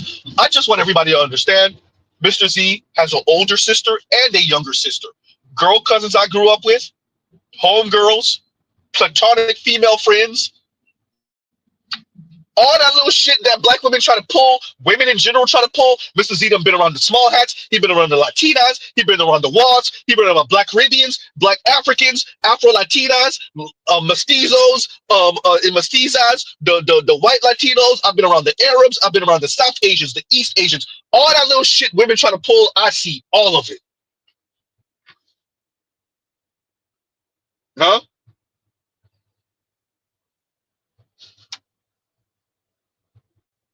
Your issue wasn't the lecturing. Shout out to KMS. It wasn't even the getting schooled.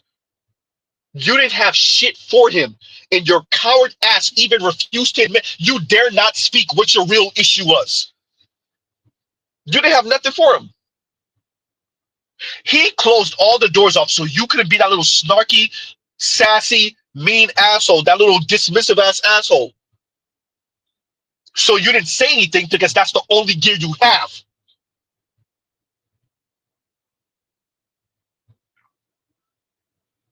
You only got one gear. Them other sisters, they put up a little, they sparred with him a little bit, but it was clear he outmatched him. They chilled out. When you realized that's what time he was on, you didn't have anything. Huh? Lame ass. Shout out to Lapeef. I'm surprised them brothers ain't call you out on that.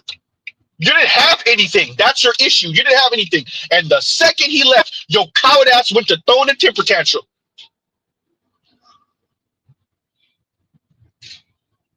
Huh? Weak ass. And then her framing, that's what got Z. Her framing was everything. No, that's not my issue. My real issue is... No, that is your issue, man.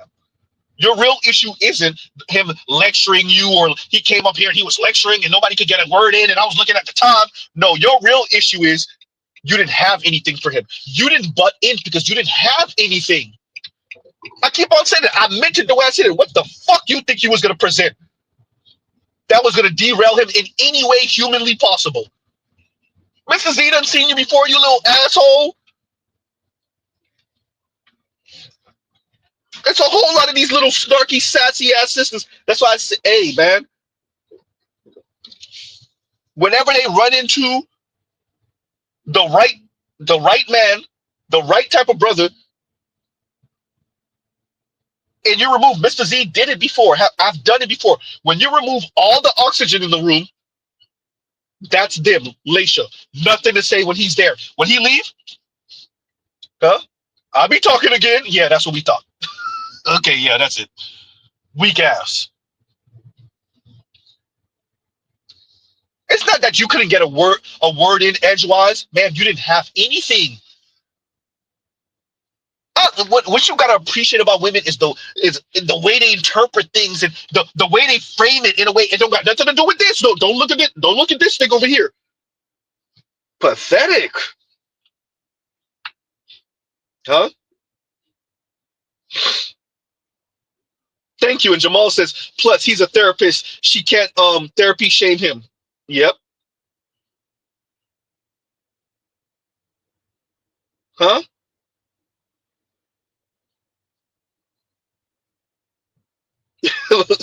And Saint Cyr says, dropping a nuke in a knife fight is just smart tactics. Say that. Huh? And he's married to a black woman. Thank you, KMS. Savant says, Z, what podcast was this? It was Lapeef. It was Lapeef. I'll put it in the description, but my apologies. I should have put it in the description box earlier. I'll put that in the description box also. Huh?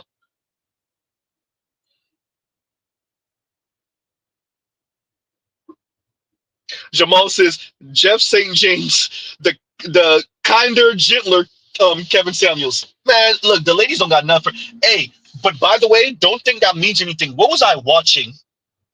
And some white woman said she said something like Dr. Scott Galloway and his soft misogyny or something like that. And I can't recall who I was listening to. No, it was FD Signifier.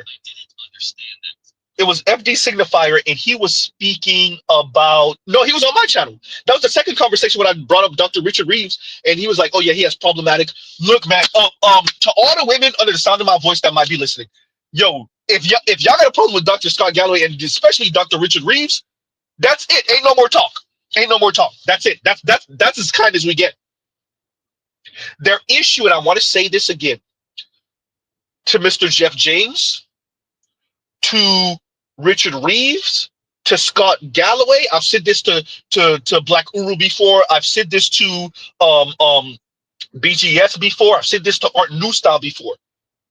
All AL is not old enough. AL got a couple years to go before I can say it to him. All you brothers, especially you white collar brothers, you accomplished brothers. KMS is too young. I can't say it to him. Better Use too young. I can't say it to him. All of you brothers, same thing with Vince and whatnot. All of you brothers like 55-ish and older, definitely 60 and older, you're supposed to lecture us about how we messing up for the women. You're never supposed to tell them anything. Don't ever say nothing to the ladies. Don't ever critique the ladies' behavior, the way they speak to and about black men. Your job is to be a FD signifier, a foreign man in a foreign land. Huh? A Conscious Lee, a Alvin from Waving the Red Flag. That's your job. So no matter how you leave no toxicity on the table, nothing whatsoever. You state simple facts. Hey, women tend to move like this, men tend to move like that. Yes, you can find somewhere in the Venn diagram, you can find somewhere where there's some overlap. Huh? But this is what men tend to like, this is what women tend to like, and this is how we tend to move. Just stating facts. This is the way we've seen it throughout human history. And dear ladies, if this is what you want, then this is probably, unless you win the lottery of a man, this is probably how you're going to have to move. Probably the spaces you're going to have to be in. Probably the way you have to conduct yourself.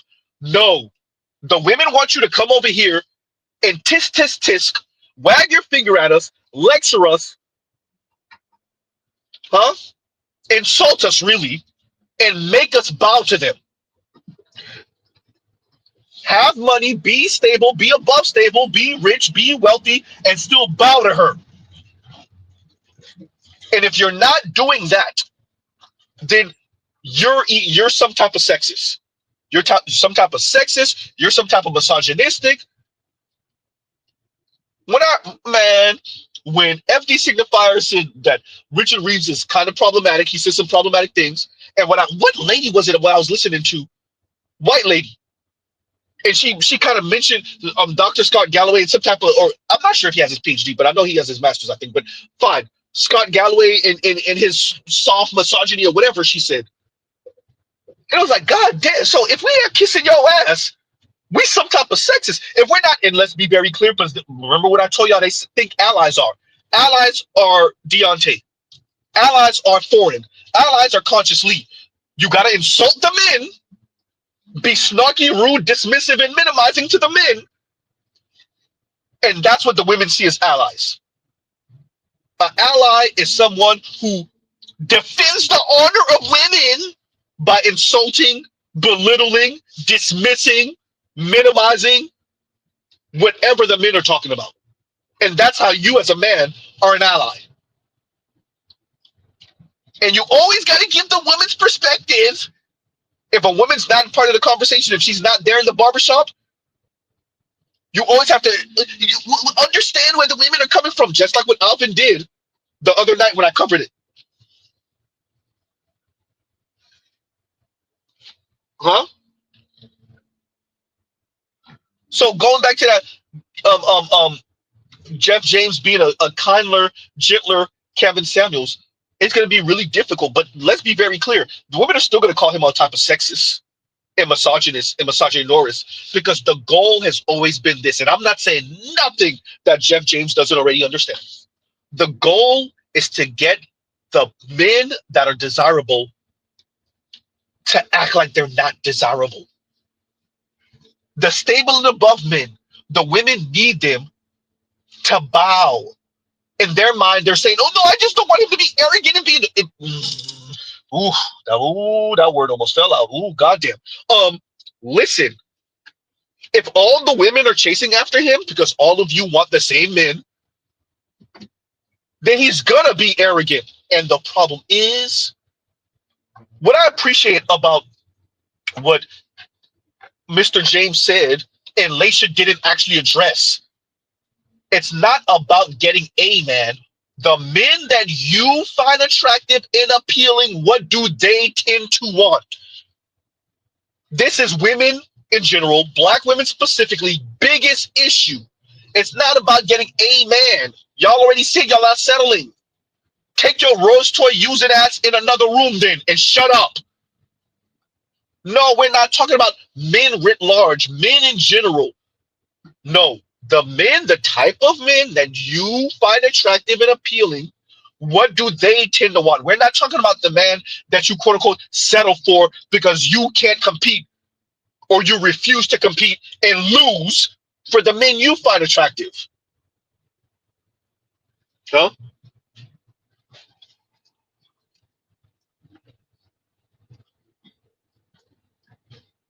This is what Kevin's whole show was about.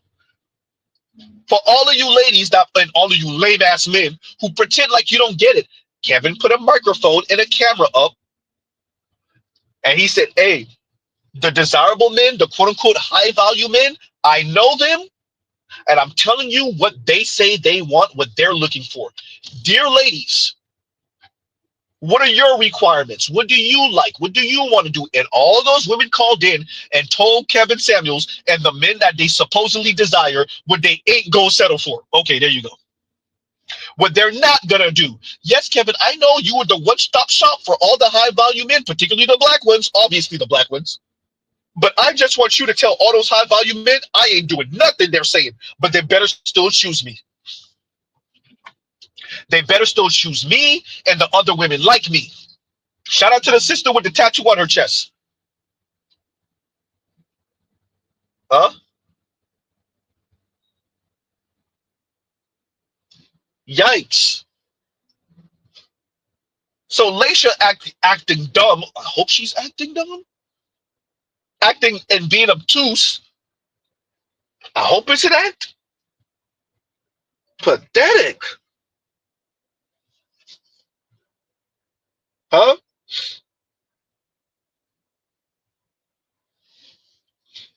I'm just reading through you guys' comments now because I done missed a lot of them. Wait a minute.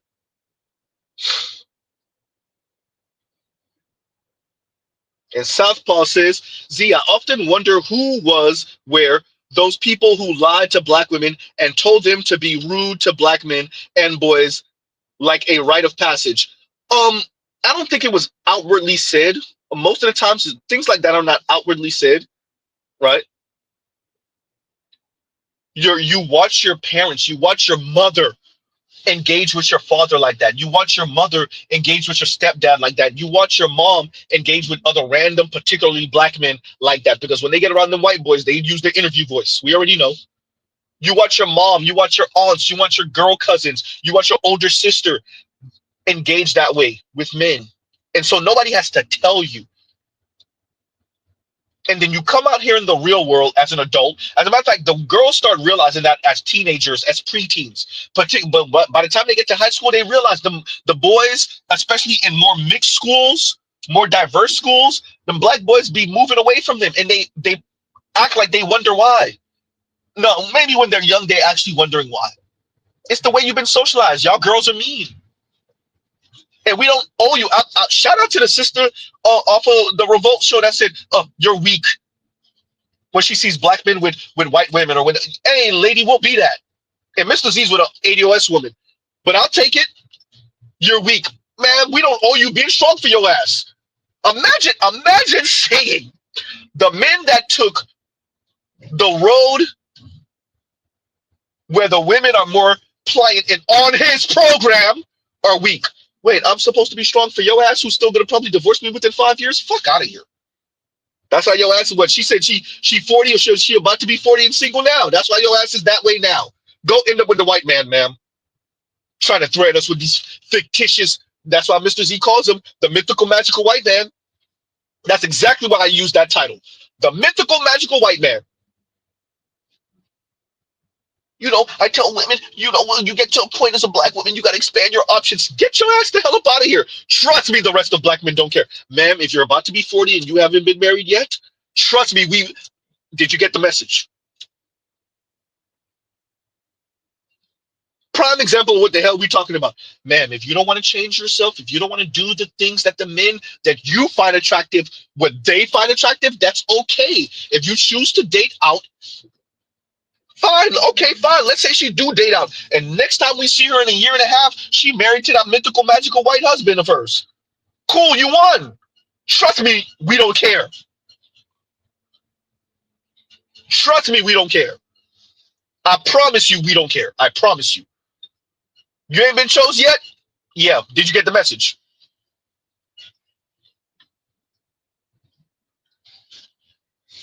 Huh?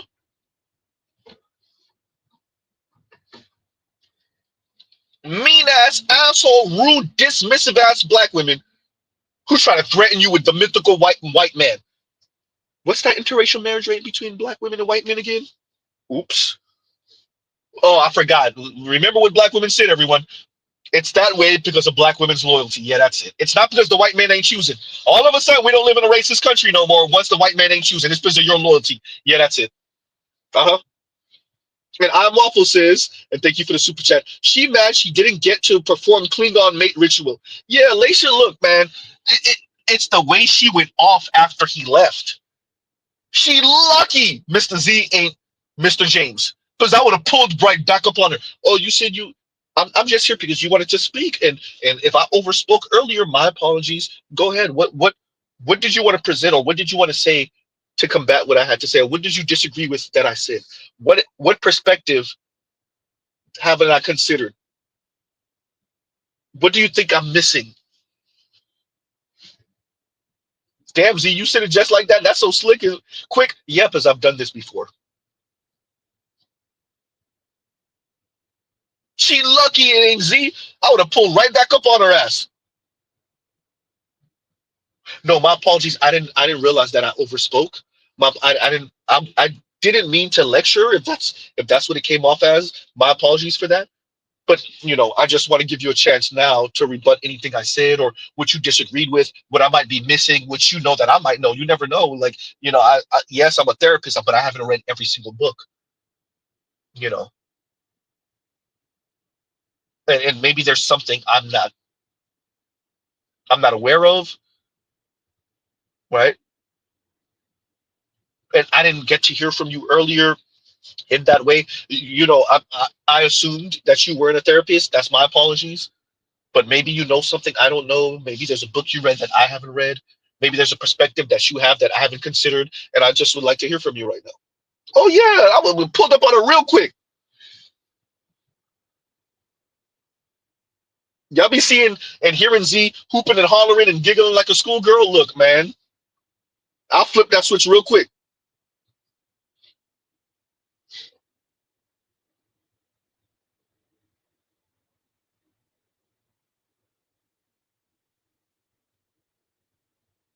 Man. Oh, I gotta address this one. Ishmael says Z scooped him a foundational. I see you, player. No, for me, it's very political. It's very political. I love my lady. Yes, all of that. Find her attractive, of course. Yes, all of that. Very kind woman. Her mother is kind. That's their line. My lady's very knowledgeable. She's great at Jeopardy. She knows even more than me at Jeopardy. Yeah, I'm not joking. Huh? With that, oh no, it was very political. As a matter of fact, maybe Black Uru remembers this and BGS, but I had this conversation with them back in like 20. Were me and my lady even dating yet? I don't know if you were even dating yet. It's very, oh no, that's very intentional for me also. Yes, there was a point where if I would have met a cool Haitian sister or Jamaican sister or whoever from the diaspora, I always knew it was going to be a Black woman. That was not a debate for me. Whether Afro Latina from the Caribbean or from Africa. Um, with that, and I always knew it was going to be a Black woman, ADOS, like I said, foundational or Caribbean or whatever. So that wasn't up for a debate. But at a point, it came down to pretty much only ADOS women. So that was very political for me. Right. So I don't know about everybody else, but all of this idea of love and relationships and race and sex and children and whatnot, I don't know if everybody realized that all of this is political, and your family makes a statement and your spouse makes a statement, whether they say something or not. Who you choose and who choose upon you says a lot. So yeah, no, yeah, right. Especially for my views and the way I speak on race, on relationships, intimate relationships, romantic relationships. Oh yeah, absolutely, absolutely, right. So yeah, thank you for that, Ishmael. Thank you for that. Huh? Exactly. Saint Cyr says, "What did you say? Z? The personal is political." Yep, yep. Huh? Let me read this. And KMS says, everybody claim wolf until a wolf appears. Hey, bro, I'm telling you, hey, when Mr. James was there, and it's funny because one of the brothers called his sisters out. He was like, hey, what did he say that we haven't said here? And the sister was like, yeah, but this is delivery and da da da. Yeah, because he checked off all the boxes. And I appreciate the examples. He gave the same example that he gave when he was speaking to the Canadian women, which is like, when I went to Georgia for 2 hours, and then I went to Chicago and I checked my whatever dating app and I had like 70 matches. And he's trying to tell the women, y'all all want the same dudes. You're going to have to compete. Which flies in the face of what Laisha said. See, Laisha on that female empowerment crap, which gets black women, especially black women. Y'all are so dangerous with this female empowerment crap because you look black women in the face and lie to them just not to hurt their feelings. Dear black women, you gonna have to compete even for the average man. To hell with your feelings about it. You're trying to get chosen subsidized, or you just want to feel good and be lonely and single, and I mean, you're not feeling good now, is it? Huh? Y'all so busy with the female empowerment thing and thinking you will talk your way and talk other black women's way into being subsidized. You're gonna will it into existence. It don't work that way. That y'all look black women in the face and lie to them. And what Mr. Jeff James was telling you is y'all all want the same dudes. You're going to have to compete. Y'all all are willing to settle, and y'all all have a floor that y'all not going past. You're going to have to compete. You're going to have to compete for the average guys, let alone the elite. Kevin Samuels tried to show y'all it. Y'all gave him the middle finger and danced on his grave when he passed. Jeff James came around and was way kind. First, before we even get that, Medium Man came around and was far kinder, and y'all still be wishing him harm. Y'all still make fun of him. Mr. Jeff James came in and is even kinder. He sucks all the oxygen out the room, so y'all don't got really nothing to go in. Not the way he presents, not his tone, not anything. And then you have the Lacias, who when he's there, she mad quiet. She's awfully quiet. And when he leaves, she start throwing a fit because he was there. Shut your weak ass up, lady. Shut your weak ass up. There's a lot of women that's highly accomplished. And that I'm certain,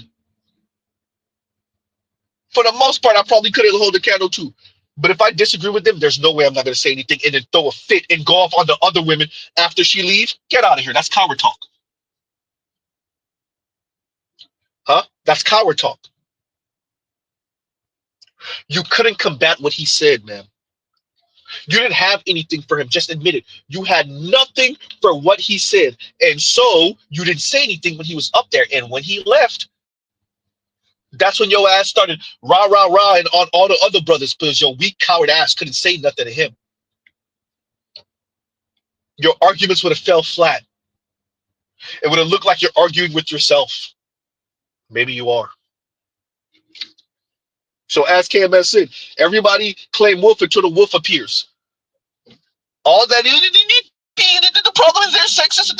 Nah, Mr. Jeff James came through and he said, hey, we got data on this, we got data on that. This is how this Tinder work. This is how this work. This is how that work. And he presented it in a way where he left you no space to call him misogynist, misogyny, or sexist. So all she had, imagine going here with it. He was lecturing and then I couldn't get a word in. I looked at the time and it was like 2.5 hours and he was still going. And weak ass. Shout out to Cousin Z. Rest in peace. Z, I'm telling you, they complained for sport, and there you go.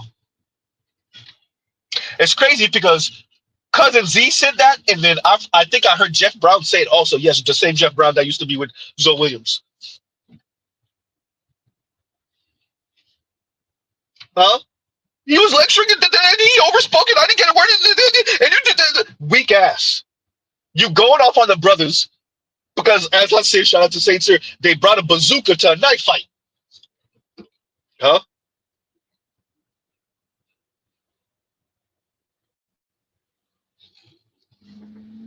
God damn. Pathetic. Just admit you had nothing for him and they outclassed you this time because you didn't have anything for Mr. James. And that's okay with your weak ass. And KMS, thank you for the super chat. Thank you for the super chat. Huh?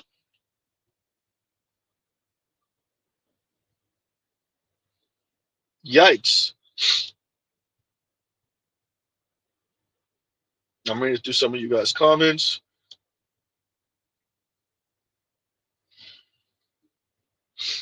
Revelot says, Media Man hits with raw stats and statistics. Hard to argue with him. But that doesn't.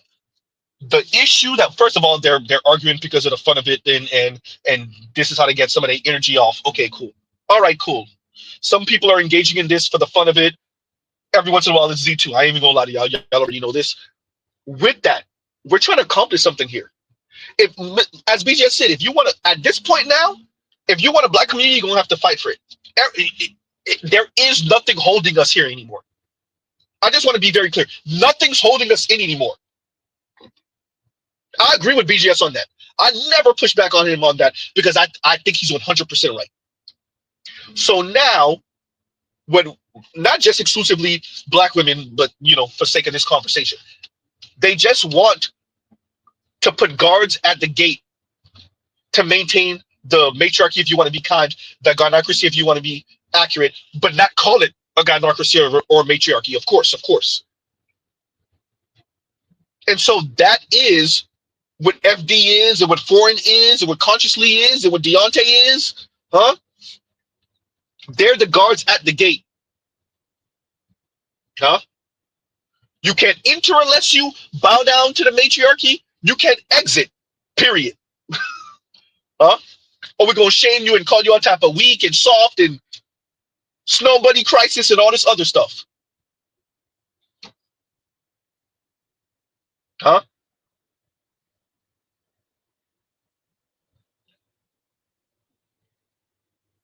So Medium Man presenting the stats, the women don't care, right? Like there's a handful that probably listen to Medium Man because they find him attractive. He a diesel ass brother, they probably find him attractive, and so they listen because that's the actual reason they listen and watch him. And then whatever facts they get from it, they take from it. Right? So they find him attractive first, enough to watch and listen, and then they're like, "Oh, okay, I never knew that. Okay, oh, that's what. Oh, okay, that's what the stat says. Okay, fine." But for all the sisters that don't, oh, they're not listening to no damn Media Man. They're not even trying to listen to Shay Sade, bro. They're not even trying to listen to Shay, and that's a black woman. They're not even trying. Danica Marie got a whole tattoo on her chest. They don't care. They're not even trying to listen to Danica Marie. They're not trying to listen to River because she got quote unquote good hair and she a preference. I should have mentioned that with Danica Marie also. Light skin, preference. Huh? Chantel Monet have the Jamaican accent. Chantel Monet can't be mistaken for nobody but a black woman. She got the Jamaican accent. She not ADOS FBA. She don't get it. I'm telling you, they got to answer for all of it. And they got to answer for all of it, bro. Same thing with River. River's Jamaican too. Look, looser hair, Indian mix somewhere. If you shake her family tree, one of them Indians gonna fall out. Huh? So she a preference too. They ain't trying to hear it. Huh? Shay Shot ain't there trying to hear it because she'll pick me. Crimson Cure, they not trying to hear it because she'll pick me. And if they really want to be disrespectful with it, they'll call her mammy. Huh?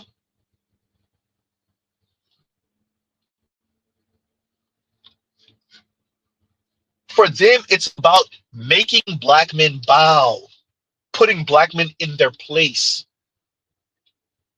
getting black men to swear fealty to the black gynocracy without ever acknowledging that the black community is a matriarchy if you want to be kind, the gynocracy if you want to be accurate.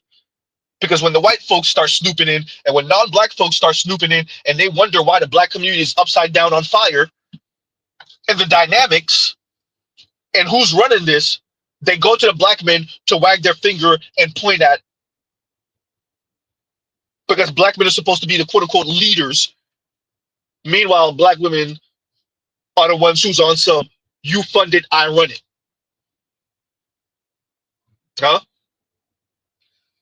Whether it was 50, 60 years ago, they threw a fit with the Moynihan report to today.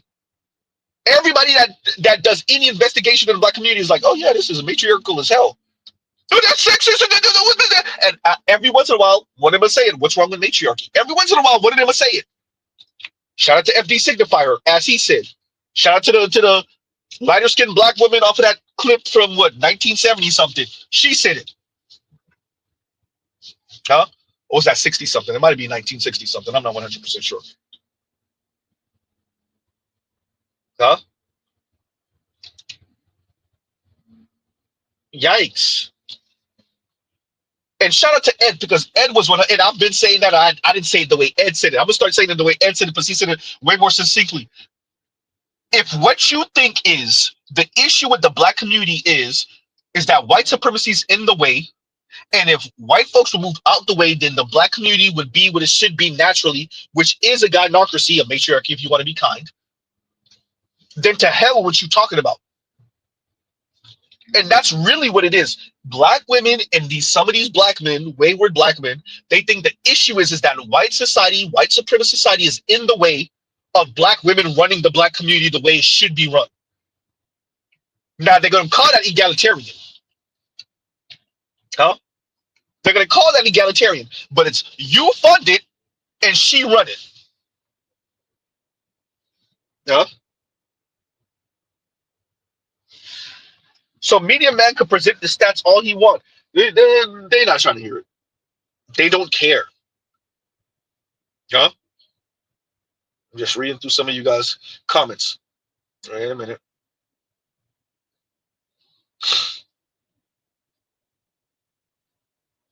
Wait a minute. Mm-mm-mm.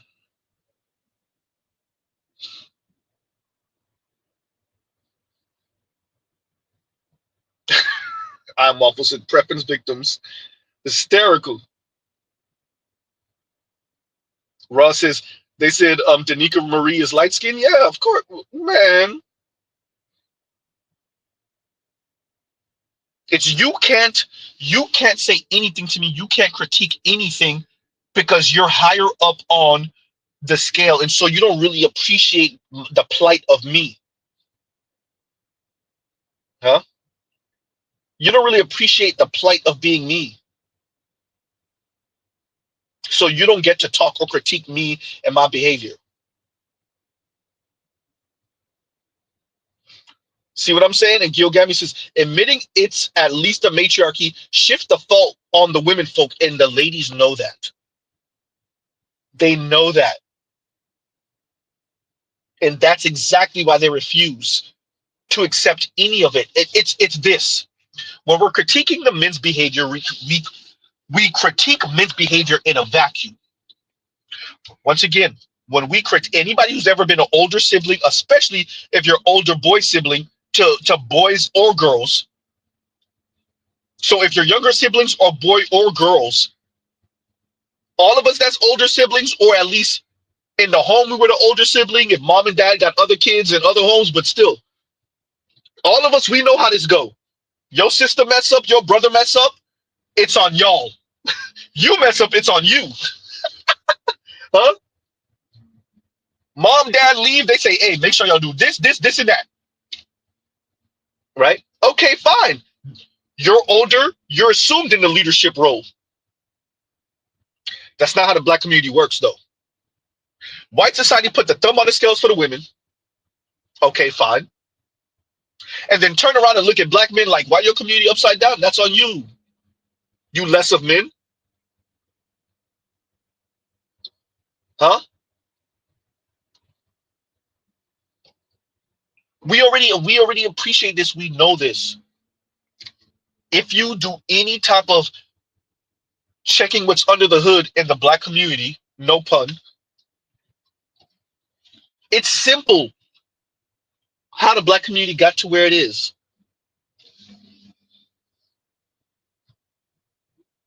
But the women don't want to accept any type of accountability for this. Black women don't, because it explains too much. A fit black woman, what's more attractive than a fit black woman? Black men are willing to get their passports and go overseas, y'all. Tunnel Runner should have never had to go overseas. Ever. Art New Style should have never had to go overseas. I know, first marriage and whatever. Yeah. Huh? Austin Holloman is traveling all around the world. Passport OG is overseas. Hot Sauce is overseas. They should have never been able to leave U.S. ground without a black woman holding on to their goddamn ankles. No, you can't leave. No, no, no. I don't care if they were on a flight when they were 18 years old.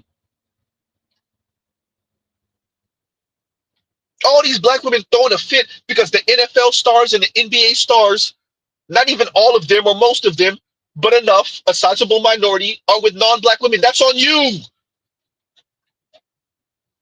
Y'all should have been holding on to them for dear life from the second. Wait a minute. I think I see some prospects there. For dear life. Y'all anti-groomer. That's the problem. Y'all should have been grooming your daughters to be with them boys since they was 8, 7.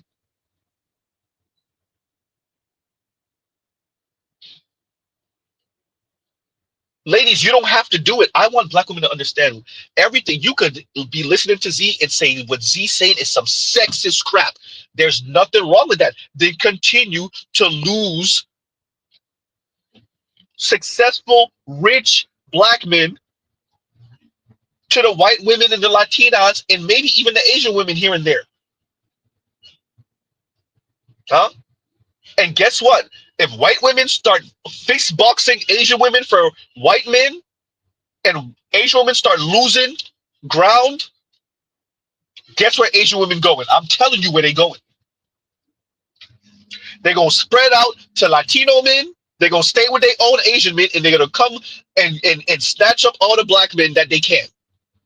And that's going to be easy because you're not fighting for black men. You're trying to shame for black men, but you're not fighting for black men. Huh?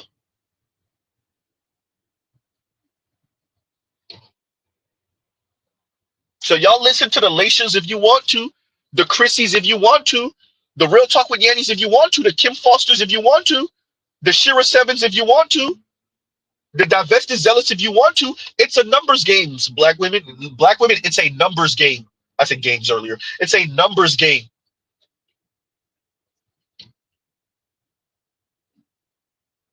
Shout out to all the LGBTQ black women. 23%. 23% of what is it, 30 and under or 35 and under, whatever the age group was. That number gonna keep on increasing because y'all box yourselves out. Pun intended.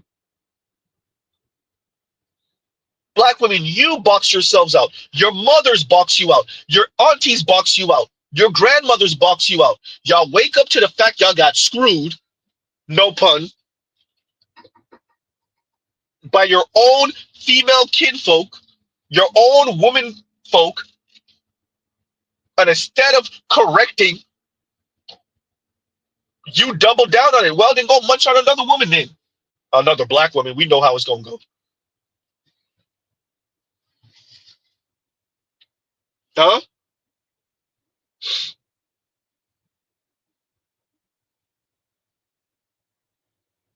Revlon, you see what I'm saying? I ain't even going to read that out loud, but I'm saying. Huh?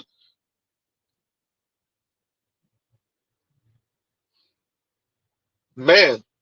Zulu, another one. I forgot to mention Zulu, right?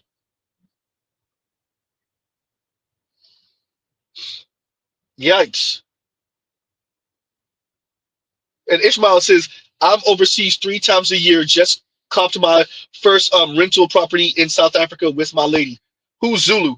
Yeah, no, Zulu, one of the brothers that frequent this space, he be on my panels all the time unless he's overseas, and then even then he might call in. Zulu brother, he been in part of the Black Manosphere for a while. He another one. Huh? Yikes.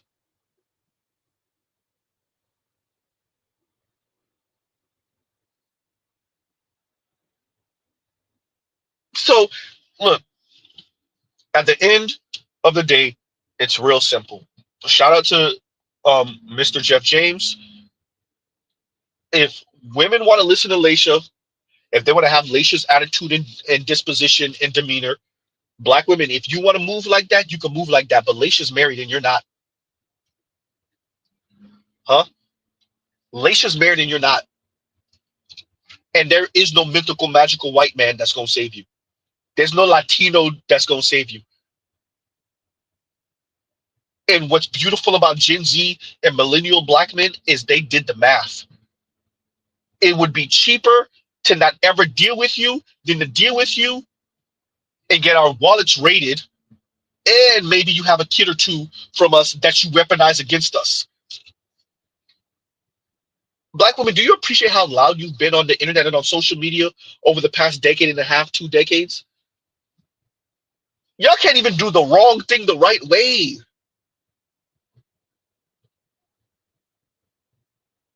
At least our mothers was eating off some child support, no matter how meager or large it was. Y'all so loud and obnoxious and mean and rude with it. Y'all not even having the kid. And single and childless black women have the least amount of wealth in America. So y'all really screwing yourselves over. Huh? Black and Latina women who never marry are the least wealthy in the US. Huh?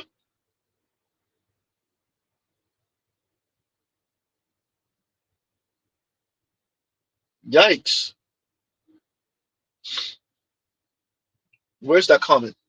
Where's that comment? I just saw it. Wait a minute. Where did that comment go? I saw a comment and I missed it for 2 seconds. There we go. And Dr. D says, whoa, white Jesus isn't real? And say it ain't so. Say it ain't so. Look, shout out to all the ladies who's on this kick. Um, yeah, white Jesus ain't real. White Jesus ain't real. White men don't got it like that either. They have more than black men, but your standard everyday white man don't got it like that either. Black women, who are you going to end up with who's going to subsidize you? That's the question. The question is, who are you going to end up with that's going to subsidize you? You don't earn enough. The vast majority of black women simply don't earn enough. So you better get on some man's program, and based off of what we can see off the numbers, it's probably going to be a black man. And if you don't want to get on a black man's program, huh? If you don't want to get on a black man's program, that's fine and that's okay. Then suffer in silence. Goddamn. Z, I'm pretty sure that's not what Malcolm meant. That is not what Malcolm meant. I know. These black women are suffering and they throwing a temper tantrum and it's acting like it's your obligation to save them from them. No. Now what? And Dr. Umar Johnson can't make us do it. FD can't make us do it. FD Signifier can't make us do it. Now what? Kim Foster can't make us do it. Now what? Juicy can't make us do it. Now what? Huh? Steve Harvey, DL Hughley, Shaq, name them. They can't make us do it. Now what? Barack Obama can't make us do it. Now what? Huh? Take your mean, rude, snarky ass in that apartment in your room and buzz yourself to sleep. By the way, there is a clip. Who has it? Is it on Destro's channel? It's on what? Was it Dating Right? I can't remember whose channel it was. I saw a clip and the sister actually admitted she did it. She actually, I told y'all they be buzzing themselves to sleep at night and then crying. I told y'all. I knew it. That's my bad for not remembering. But yeah, and the sister straight up said it. I knew it. Huh? But another black woman put me on game and was like, "Yeah, homegirl, you know she was talking to me and she admitted like she get herself off and then she cried because she's lonely." Yeah, that's sad. That ain't even something to laugh about. I laughed a little bit, but no, that's really actually sad. That's actually, like, all jokes aside, that's actually really sad. Huh? But black women, you do it to yourselves. For how chronically single black women are, because we understand how single a lot of millennials and Gen Z are, men and women. But the women, for the most part, y'all doing that to yourselves. Black women in specific, you really doing that to yourselves. Black women, do you appreciate that you and the way y'all are naturally built, especially if you go to the gym, you should have white guys and Latino guys and Asian guys trying to fight us for you, trying to fight black men for you. That's not happening now, is it?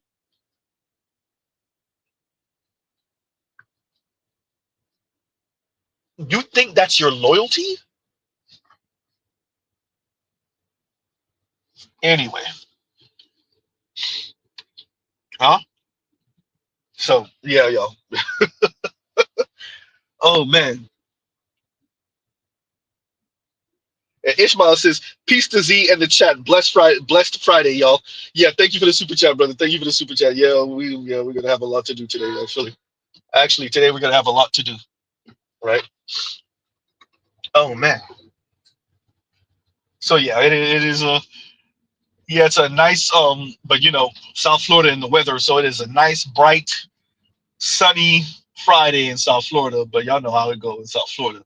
It's nice, bright, and sunny, and then you could blink and it'll be a whole thunderstorm. And then I don't know, 20 minutes later the sun is back out. The road is slick, but the sun is out. It'd be like that in South Florida. That especially what I just described. Oh yeah, that's South Florida all day, every day. The sun is out, it's nice and bright, and then it's rainy and cloudy and whatnot, and then the sun is out again. And that's just the way it goes. And thank you for that, Ishmael. Thank you for that. So y'all, I'm not gonna keep y'all too much longer. I just wanted to present this to y'all.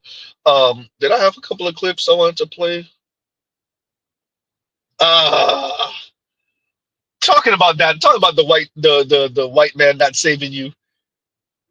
Which one do I want to play? Let's play the Midwest is not for the weak. Being blonde and white is the ideal type. Like, I live in Iowa, and 90% of the population here is white people. Me, to you guys, like, you guys might be like, oh, you look so good. Fam, I'm like the bold pick. I'm an exotic pick. It's rough out here. I was born in Florida, and if I grew up and lived in Florida, I know that I would probably be a completely different person with completely different experiences, because this is humbling living out here. They would pick a 6 out of 10 white girl over Rihanna. You know, like, that's the kind of shit people are doing out here. And then you have to worry about them picking you because of like a fetish. I just need me a Latina mommy, or I just need me a mixed baddie. I'm just trying to be with someone who loves me. It's also worse out here when, like, the guys that do like me are like the lowest tier human beings. And I'm so sorry to say that, but I'm saying, like, they contribute absolutely nothing to society. They're degenerates, or they're criminals, or they're just wilding. Like, what vibe am I giving off? My parents have always recommended to find our love elsewhere, and I understand why. It is dread out and barren out here. It's hard seeing people in different places that look exactly like you, and they're being treated like queens. And I'm like, keep your head high. Keep your head high, ladies. I'm keeping my head high. Being non-white. Not the light-skinned, green-eyed, exotical, mixed black woman. Not even being seen in Iowa. Hey, bro, you need to bring your ass back to Florida. But one of these Latinos or black men, or you get chose quick, fast, in a hurry. You won't even be able to put a big toe out the plane before you get chose. But in Iowa, she said in Iowa, she's stuck with bad boy Brad, loser ass bad boy Brad. Oh no, damn. She said only the white dudes that slumming it are trying to shoes up on her in Iowa. Oh no. She said they pick a 6 out before they pick her in Iowa.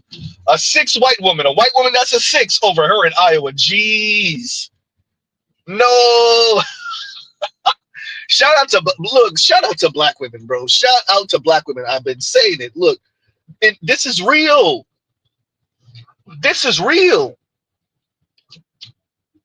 That is a very attractive woman. Forget just, oh, she's a preference and she's exotical. No, she's attractive, period. Ain't nobody can accuse Mr. Z of colorism. She's attractive, period. And she telling you in Iowa, they'll pick the 6 out of 10 white women over her. Jeez. Embarrassing. Right? You hear me, Vince Rostano?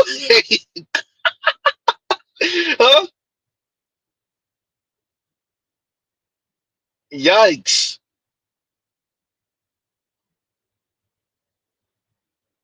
And where's that comment? Give me a second, y'all. Give me a second. Wait a minute. And Saint just says, Oh, she doesn't identify as black. I deep dived on her TikTok. She's, as she stated, just a Latina. Laughing my butt off. Okay, standard run of the mill mestiza. Okay, that's cool. Hey, but you got to. How are you doing in Iowa though? They letting you know what you are. They letting you know what you are in Iowa now, aren't they? Huh? Shout out to you. In Northern Florida, you would be the same thing. Them white boys ain't choosing you in Central Florida. In Northern Florida, she only get listen, y'all. She only getting chose by men of color for the most part. She's telling you, hey, what you're experiencing in Iowa, that would be you everywhere. Huh? That would be you in New York. That would be you in Florida. That would be you. And look, it's going to be a Latino or a black dude more than likely. Maybe if you deal with one of these urbanized white guys, maybe, hard ass maybe a liberal white guy in a major city, maybe. And this is the reason why I played this also. This is the plight of women of color. Women of color around the country. This is them. This is them. Dark skin, light skin, any not white woman, this is them. Asian, Latina, clearly not white Latina, this is them. Y'all around these white dudes and y'all think men of color, we don't have any class, we don't have any tact, we don't, yeah, all of that.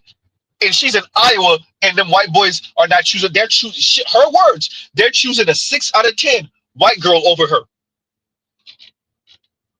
Huh? They're choosing a 6 out of 10 white girl over her. Huh? She's telling you bottom shelf Brad is the only one that even maybe give her a chance. And for the most part, she is something that he's just slumming it with. That's, first of all, we've been knowing. We've been knowing. We said it already. We already know, lady. We know. Huh? Yikes. Thank you, Vince. Middle America is pretty much America. Say that. Huh? Jamal said the white boys ain't going. They not going.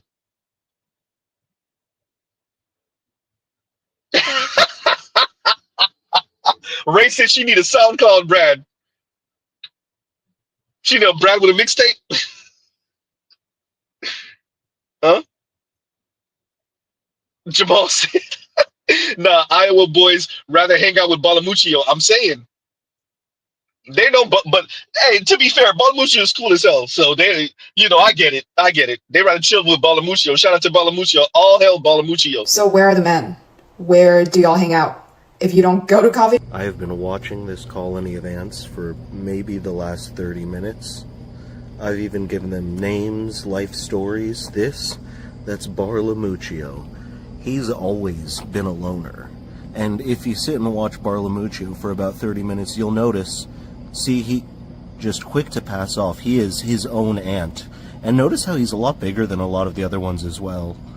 Oh, Barlamuccio, I will miss you, because I won't realize which one you are after this interaction. And thus ended the tale of Barlamuccio. Good old Barlamuccio. Man. Yeah, all hell Barlamuccio. Where's that comment that I saw? Wait a minute, because I was reading you guys' comments and I did not highlight. Which one is it? Wait for it. L said something about Pocahontas. I thought that was funny. So was it L? Where did that comment go? Damn it. I think it was L's active that said that. Where did it go, L's? I don't know where that comment went. Wait a minute. We're going to find it. We're going to find it, everybody. We're going to find it. That's what I get for not highlighting it when I first read it. That's what I get. God damn it, Els. I think that comment ran from me. El said something like, there we go. Pocahontas realizing this ain't Disney, bro. Heartbreaking. Heartbreaking. Huh? Heartbreaking. Hey, say that. Pocahontas realizing it ain't Disney. Very attractive woman. Very, very attractive. Right? And guess what? Not a nothing. Huh? At least she was honest. We know this is what it is. We know this is what it is. Huh? Very, bro. In South Florida, she would have been snatched up so fast. The Latinos and the white guys would be elbowing each other in the face. Huh? She would barely make it off the plane before the brothers and Latinos go, hey, you see that? You see that? You know, hey, you know when you don't know somebody, when you don't know another man or another brother, and y'all both look at each other like, oh, you was looking at what I was looking at? Oh, yeah, yeah, yeah. Huh? She wouldn't even be able to make it off the plane. But she's telling you in Iowa, I wanted to say Ohio, in Iowa, them dudes ain't checking. We know what it is, lady. We know. Yikes. Huh? Hey, that's sad, bro. And Cyrus Burke says, and thank you for the super chat. She's been making her rounds on Twitter, Z. I'll email you my login if you want, and you can curse everybody else with the bookmark folder I made for you. Send it to me. Send it to me. Send it to my email. Right, man. That's sad. Oh, not the exotical not being chose. Now we're gonna play one more time. Not the exotical not being chose, and she's telling you what it is. You trying to tell me that's what she go, man? We know what it is for women of color, man. Shout out to all you women of color who are trying to do your whole racial hypergamy thing, and the white guys ain't going. Y'all putting the box on the table, they ain't going. Y'all being super nice, they ain't going. Y'all making it very clear that you trying to get chose, they ain't going. The one guy that finally does go, look, I got me a white man. He's so nice and he's so kind. I like the black men over there. And then the white black men, gee, the white guys aren't intimidated by me and my success. Da, da, da, da, da. Okay, yeah, that's it. Huh? I said it. The outliers doing too much talking. I said it because what's really happening with women of color, with average white men, not the 20 and 25% that would pipe, and not the 1 and 2 and 3% that will marry y'all. The 5% that might marry you. No, no, no, no. We're talking about the 80 and 85% and the 90% that's not even interested. Huh? What she described is what's actually going on. So shout out to all the black women the black women and the Latina women and the Asian women with your white boyfriends and husbands, which y'all don't ever speak about, or y'all rarely speak about. We'll say that to be nice. Is what happened before the white boyfriend and white husband. Huh? This is what happened before the white husband and the white boyfriend. The Midwest is not for the weak. Being blonde and white is the ideal type. Like, I live in Iowa, and 90% of the population here is white people. Me, to you guys, like, you guys might be like, oh, you look so good. Fam, I'm like the bold pick. I'm an exotic pick.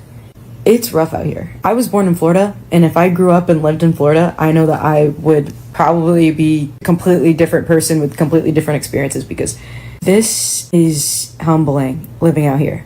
They would pick a 6 out of 10 white girl over Rihanna. You know, like, that's the kind of shit people are doing out here. And then you have to worry about them picking you because of like a fetish. I just need me a Latina mommy, or I just need me a mixed baddie. I'm just trying to be with someone who loves me. It's also worse out here when, like, the guys that do like me are like the lowest tier human beings. And I'm so sorry to say that, but I'm saying, like, they contribute absolutely nothing to society. They're degenerates, or they're criminals, or they're just wilding. Like, what vibe am I giving off? My parents have always recommended to find our love elsewhere, and I understand why. It is spread out and barren out here. it's hard seeing people in different places that look exactly like you and they're being treated like queens. And I'm like, keep your head high. Keep your head high, ladies. I'm keeping my head high. Being non-white. Man. And Elle says in London she would have caused car congestion as far as the eye could see. She's an attractive woman. She's an attractive woman, huh? But them dudes in Iowa, the white guys in Iowa said, "Man, yawn." The guys in Iowa literally yawn, huh? Saint Cyr says, "Did you see the picture of mid-white big guy? I guess she took to formal." Yeah, a couple of you guys were saying that in the comments. So apparently she took some overweight white dude to on formal, and that's why y'all will see videos or pictures of very attractive black women, dark-skinned black women, caramel-skinned black women, light-skinned black women, right? Tight curl 4C hair black women, all the way to looser curl 3C hair black women, and y'all will see them with these mid-ass white dudes because they wanted Henry Cavill also, huh? They wanted Chris Evans also. They wanted Chris Hemsworth also, but the white women been took those guys off the market, huh? So oftentimes, more often than not, those black women, those Latina women, are relegated to the mid-ass and lower white guys. All the stuff they accuse black men of, by the way. Y'all remember? That's what they accused black men of. Oh, y'all with the fat white women, as if that same dude didn't used to date fat black women. They always frame it like he stiff-armed Kelly Rowland or Bria Miles because they were too dark, and then he ended up choosing the fat white women. Yeah, that's it. Huh? But in reality, what we're finding is it's these women of color who are relegated more often than not to loser white dudes. We're not talking about who will pipe. Henry Cavill might pipe, huh? Chris Evans might pipe. Mary, on the other hand, that's a whole different series. Before we even get to marriage, screw marriage. Take you seriously, long-term relationship, on the other hand, that's a whole different conversation. Huh?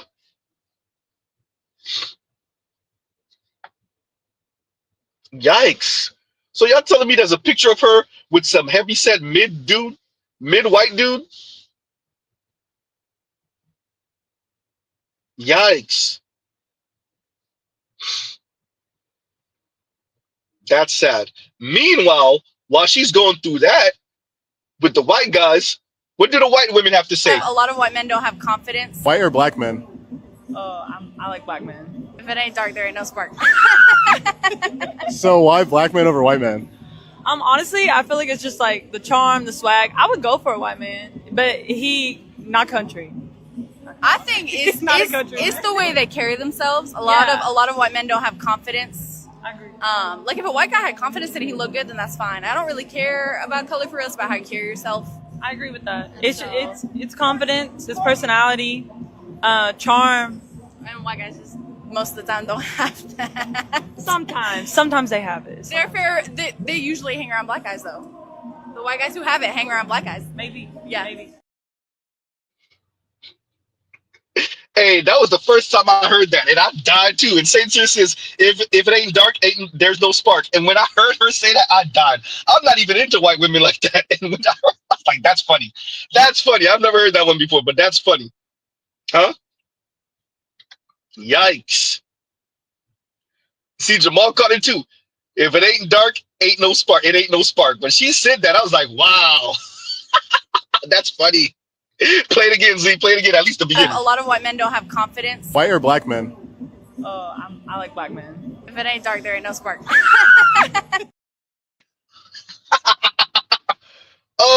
So you have this very attractive Latina, whatever the hell she is, in Iowa of all places, and the white guys ain't going. Meanwhile, these white women with country ass accents said, if it ain't dark, it ain't no spark. Black women. See, you're about to say it. All urbanized women. Ooh, including the Latinas. Yikes. Y'all should be fist fighting these white girls to stay away. Not trying to just shame them, black women.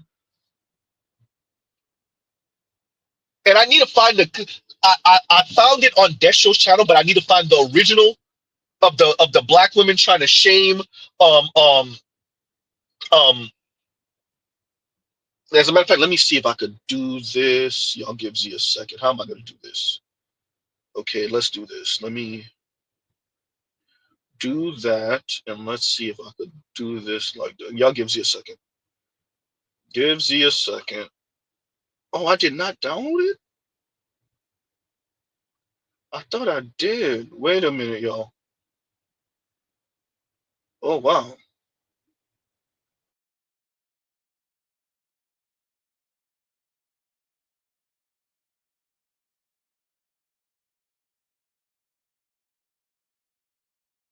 All right. Okay, I didn't do it the way I thought I did. Okay, so I'm gonna have to. Yeah, because Dexter got a video on his channel of a sister trying to shame the foreign women and white women from dating black men. She's essentially saying, I don't know what y'all see in them. Y'all do realize they don't have good communication skills and they come from the bottom and all whatever she said. Nah, black women, you're gonna have to compete. And if you don't want to, if you don't think black men are worth it, or if black men should defer to you and black men should not be looking at white women no matter what you put them through, well, we'll see about that. And black women, if you think you're above competing for black men, we'll see. We'll see. Huh? Yikes. But I'm gonna try to find it, and play it, and hopefully one of you guys could direct me to the original, or yeah, because yeah, watching them hate like that, huh? Damn, that's gorgeous, light-skinned, green-eyed woman, very attractive woman, and white guys ain't checking. Jeez. And Cyrus says she's been making her rounds.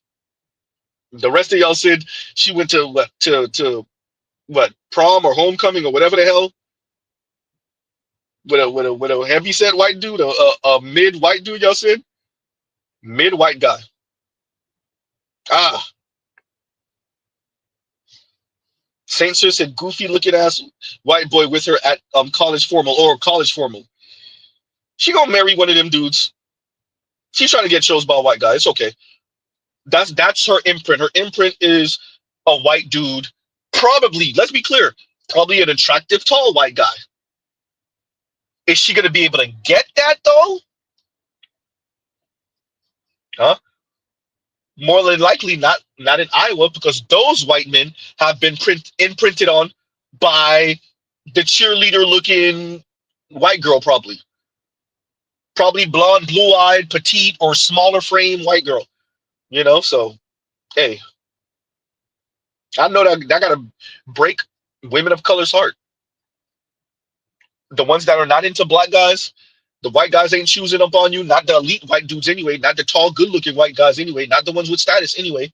So you're between a rock and a hard place. You either go end up with the mid-ass white dude, huh? Or a brother who you think you're better than, or you think lacks the class or the tact, or isn't going to give you the social cachet in our society, because you'll just be another light-skinned black or black-looking woman with a black man. Your beauty has to be validated by a white man. And there's a lot of women of color, their beauty has to be validated by a white man. It doesn't count if it's not validated by a white man. Huh? So shout out to all the women of color, namely black women. Oh, he likes my hair. He was the first one to compliment me about my looks, and that's bull. No. Your beauty and your femininity can only be validated by a white man. This, whatever y'all said she's Latina, whatever she's mixed with, her beauty can only be validated by a white man.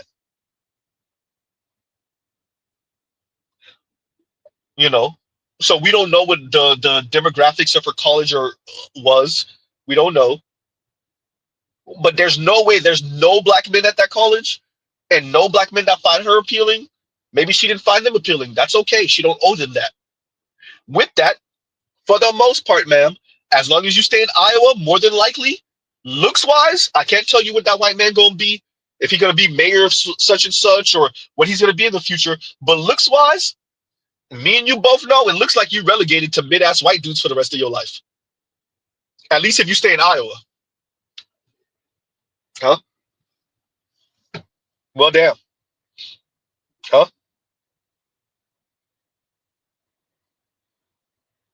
Yikes. No, that gotta hurt. And she said it. If I was in Florida, I would have been chose. It depends on where in Florida. And if you were still looking for the tall, good-looking white guy, no, you wouldn't be. Ooh, goddamn. Let me burst that bubble for you right now. Mr. Z is in Florida. If you in South Florida, hell yes. You wouldn't even make it off the plane before the white guys and the Latino guys would be fighting each other to get with you. Yes, you're 100% right. If you're in Orlando, you're right. If you're in Jacksonville, depending where, yes, you're right. If you're in Tallahassee, because the universities are up there, yeah. Tampa, yeah, maybe. But the rest of Florida, including Fort Myers, if you're not messing with the brothers, nope. St. Pete, if you're not messing with the brothers, nope. Huh? Naples, once again, if you're not messing with the brothers, nope. Pensacola, Sarasota, if you're not messing with the brothers, nope. Gainesville, College Town, if you're not messing with the brothers, nope. Huh? I'm in Florida. Ma'am, if you're not in South Florida or Orlando, maybe Jacksonville, maybe Tallahassee, maybe Tampa, all of it, nope. The rest of Florida, no. Huh? Absolutely not. The white guy still ain't going. The white guy still ain't going. All the little small towns in Florida, the country folks, the southern folks, really the southern folks, nah, nope. The good old white boys, nope. It would be Iowa all over again for you. And you would be going to college formal with a mid-ass white boy. If you ain't trying to get chose by one of the brothers, same thing. It would be that all over again. Damn, that's sad. Huh? Races. Most white dudes, no matter where I go, are with Becky or Ling Ling. It don't matter. Look, we have very attractive black women in the black community. Dark-skinned black women, light-skinned black women, caramel black women, shapely black women, slim black women, looser curl hair black women, tighter curl hair black women. And white guys don't care nothing about that. If you're trying to get chose by a white guy, they don't care nothing about that. They don't care anything about that. They're gonna end up with their mid-ass white women. Like she said, they'll choose a 6 over her. And she mentioned Rihanna, if I'm not mistaken. Yes, you damn right. If you don't believe me, go ask Ashton Kutcher. Oops. Huh?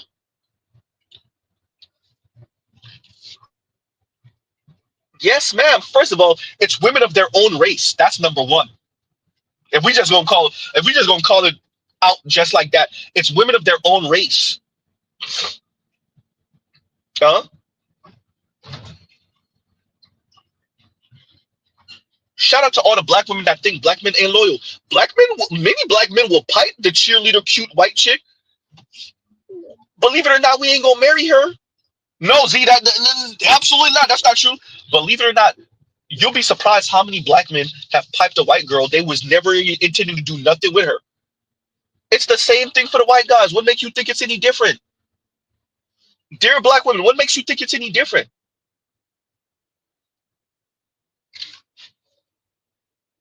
Huh? White guys ain't choosing like that. Stop it. At least she had the ovaries to say it.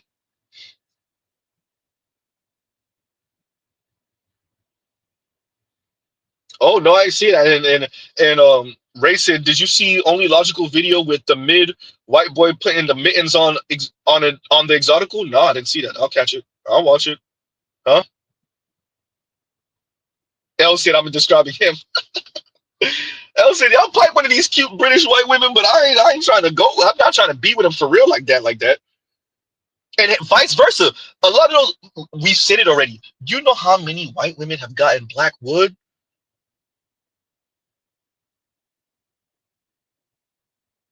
That's why I've never bought into that. Once you go black, you never go back. That's not true, right? That's not true, and it's never been. Huh? That's not true, and it's never been. There's a lot of these white girls that they want that experience. They have that experience, and then they out. Same thing with the brothers. Dear black women, you know about it. That's what you be doing with the white guys. Oops. Huh? That's what you be doing with the white guys. We know. You didn't think we knew. We wasn't supposed to know, but we know. Huh?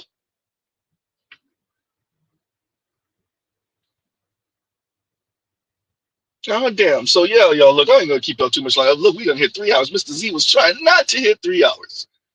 Huh? Do I have one more clip? I don't even remember what was on this one. Oh yeah. Oh, no, that's a whole nother 30 minutes. I'm not even gonna do it to myself. That'll be a whole nother at least 30 minutes of commentary. I ain't even gonna do it. Nope. Right?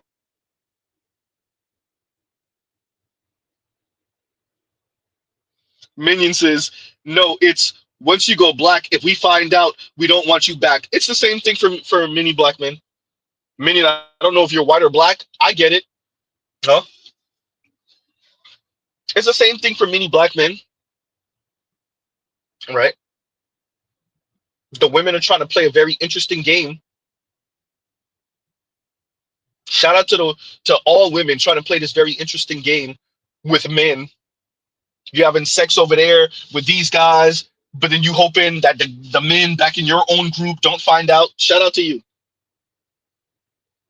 Huh?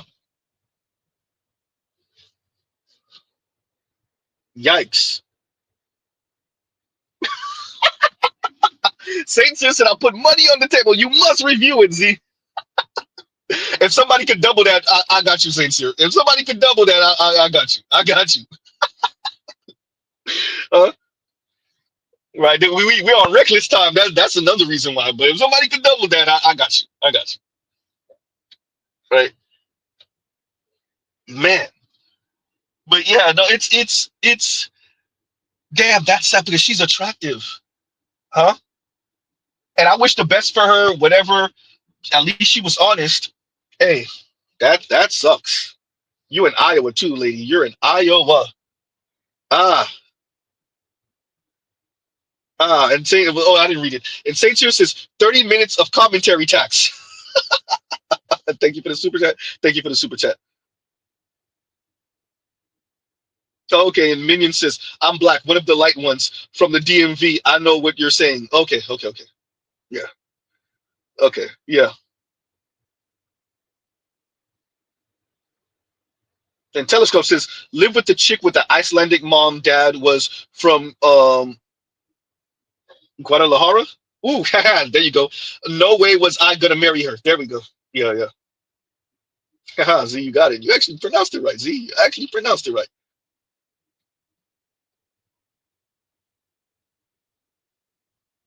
And Ray says commentary on Brad beatdown video. If y'all want, I'll go check it out and I'll do a commentary on it. No, I was gonna comment. It's a video I have that I was gonna play, but then I was like, it's gonna be like 30 minutes of commentary at least on that video.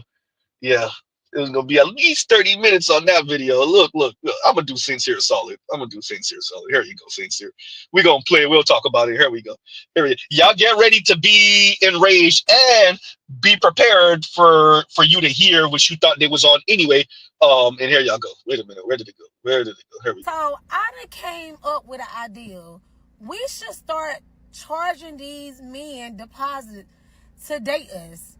Like, we should start charging them a fee to date us. Like a 30-day trial. You pay like $1,000 to date us. So And if they don't do right by us within them 30 days, we keep the money. I'm just saying, like, I think we should start charging men to date us. I'm talking about I'm talking about single women. I think we should start charging them. I think we should start charging men to date us. So, you know, we would get something out of the deal. Like, cause if you charging them to date you, they gonna do right. And if they want to date you, they gonna pay. So yeah, I just think we should start charging. It's like they find new ways, okay, to sound stupid and to remain single. Shout out to the brother Beast Mode. Bruh, Beast Mode, damn son, where'd you find this? Shout out to that brother. I think that's the name of his channel. Shout out to him. Okay, let's call a thing a thing. All right, Beast Mode. We gonna address this.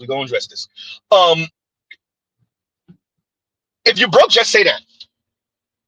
If you broke, just say that. Saint, thank you for the double up. If you broke, just say that. Just say that, ma'am. If you're broke, just say that. I've said it before. Shout out to the Black Manosphere. We're saying it more and more. These ladies are struggling, not struggling, struggle. SK, not T. Struggle. And so they just try to find little slick ways of begging. Huh? Right? This is just begging, ma'am. This is the come up begging. What we gonna call this? Is it swaggy begging? Right? She making it seem like she's doing you a favor. Huh? Ma'am, we're paying for the date. More than likely we're paying for the date. What do you mean? Well, she said something along the lines of financial investment. She didn't say that, but that's what Mr. Z took from it. Yeah, ma'am, if it's a date, more than likely he's paying for the whole thing. Huh? Telescope said begging with extra steps. Dr. D says struggle Owen.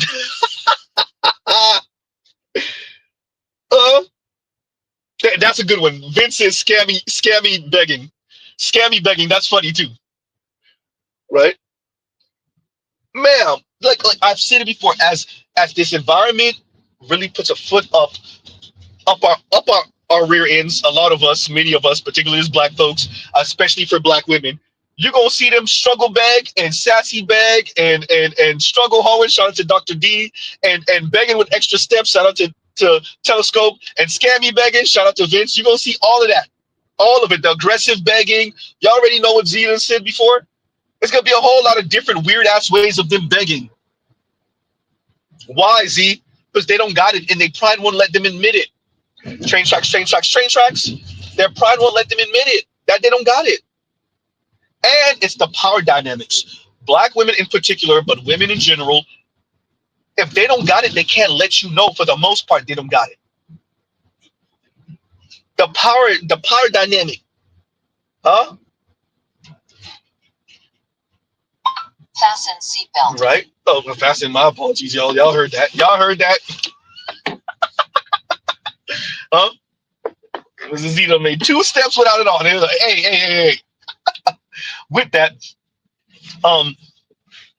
they have to do it this way, especially in the Black community. The Black community got to do it this way. The Black community got to do it this way. So you're gonna get the aggressive begging, you're gonna get the sassy begging, you're gonna get this scammy begging, right? And it's interesting how she said it. I truly wonder, and just for the sake of me knowing, are they aware? Are they self-aware? Huh? Are they self-aware? Because, ma'am, this is you begging. You don't got it. I promise you don't got it. This is not about your femininity even. This is some slick way of coming up on free meals. Huh? That's all this is. Nice try. Hey, y'all, they think we're dumb. They think we're dumb. Oh, I got to read this one now. This is hysterical. And Jamal says, hashtag fasten seatbelt tax. Hysterical. Hey, that was so clear. Hey, put your seatbelt on, player. Huh? Man. And thank you for the super chat, Jamal. Thank you for the super chat. I mean, no, for real though. It says they call it the dating economy. This is why Mr. Z is weary about that market talk. Everything market. I know I've used it before, but I'm weary of that. I don't really think that everything should be seen through the purview of the market. That's you get real cold and calculated with it.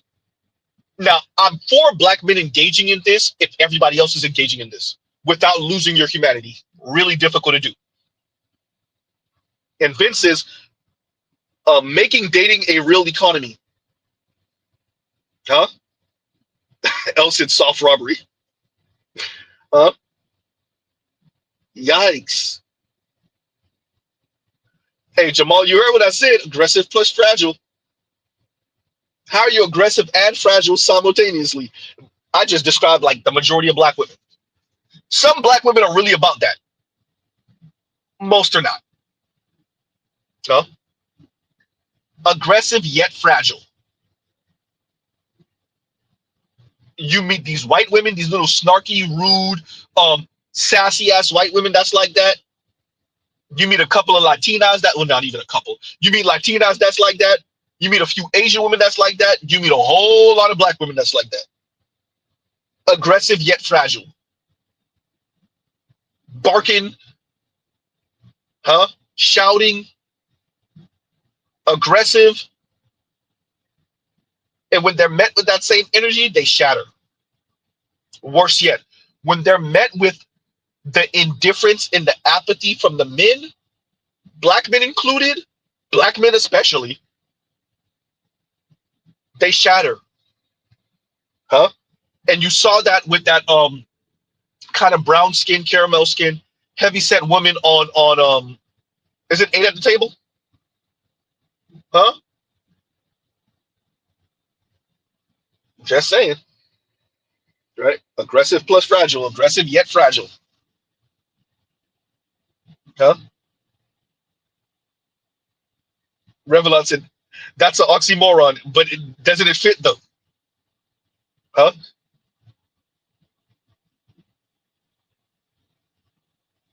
Yikes.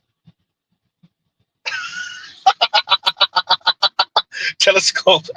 Telescope says, giving, you want a date? You're not a cop, are you? Vibes. Hysterical. I'm saying. That's soft prose activity what she's proposing. Huh? And I think women have been socialized in the West in particular to engage in that. Right? I'm not talking about the soft prose type of rhetoric. I'm saying something very specific here. Women in the West have been socialized to kind of engage in this. It's not that because I didn't say it's that, but that's what I'm engaging in. But if I don't acknowledge it, then you can't call it that because I'm not calling it that, and I won't acknowledge that that's what it is. Right? Like if you were to tell her, hey, you know what you're saying could be interpreted, because it is, could be interpreted as whole like activity. I'm almost certain that she would either dismiss it or disagree with you or try to find an excuse on why it's not and how insulting it is that that's what you're saying. And aren't you a man anyway? And this is what, isn't this what it's like to date anyway? And aren't you going to have to, my time, and look, I have to buy makeup and I have to buy the best clothes and I have to put on the makeup like this and I have to dress nice and I have to look like this. And all the excuses, man, you're proposing like whole like activities, man. Huh? Yikes. Begging ass. And here go Saint Cyr double tax. Huh? Double triple tax. Oh man. Thank you for the super chat. Yikes. I definitely wanted to play that one. I didn't know y'all already seen it before. That was, I first saw it and I downloaded it. Somebody sent it to me, right? I think somebody sent it to me. I think somebody, no. Nobody's been sent to me. Beast Mode. Yeah, I got it from Beast Mode channel. Shout out to Beast Mode, right? But yeah, no, it's this is where we are now. Shout out to Xers, some older millennials. Yes, the women always been about their money. Okay, we get it. But when young millennials and Gen Z got hit with, where if you want to link me, hit me in my Cash App, yeah, we didn't have that. I will say that I gotta say, Gen Z and millennials, they dealing with that. We didn't have that. Us middle-aged millennials, older millennials, Gen X, boomers, we didn't have that. We didn't have, if you want to link me, hit me in my Cash App. We didn't have that. That's crazy. That's crazy work. Huh? Vince, that is exactly what she's proposing. The girlfriend experience. Right? Wow.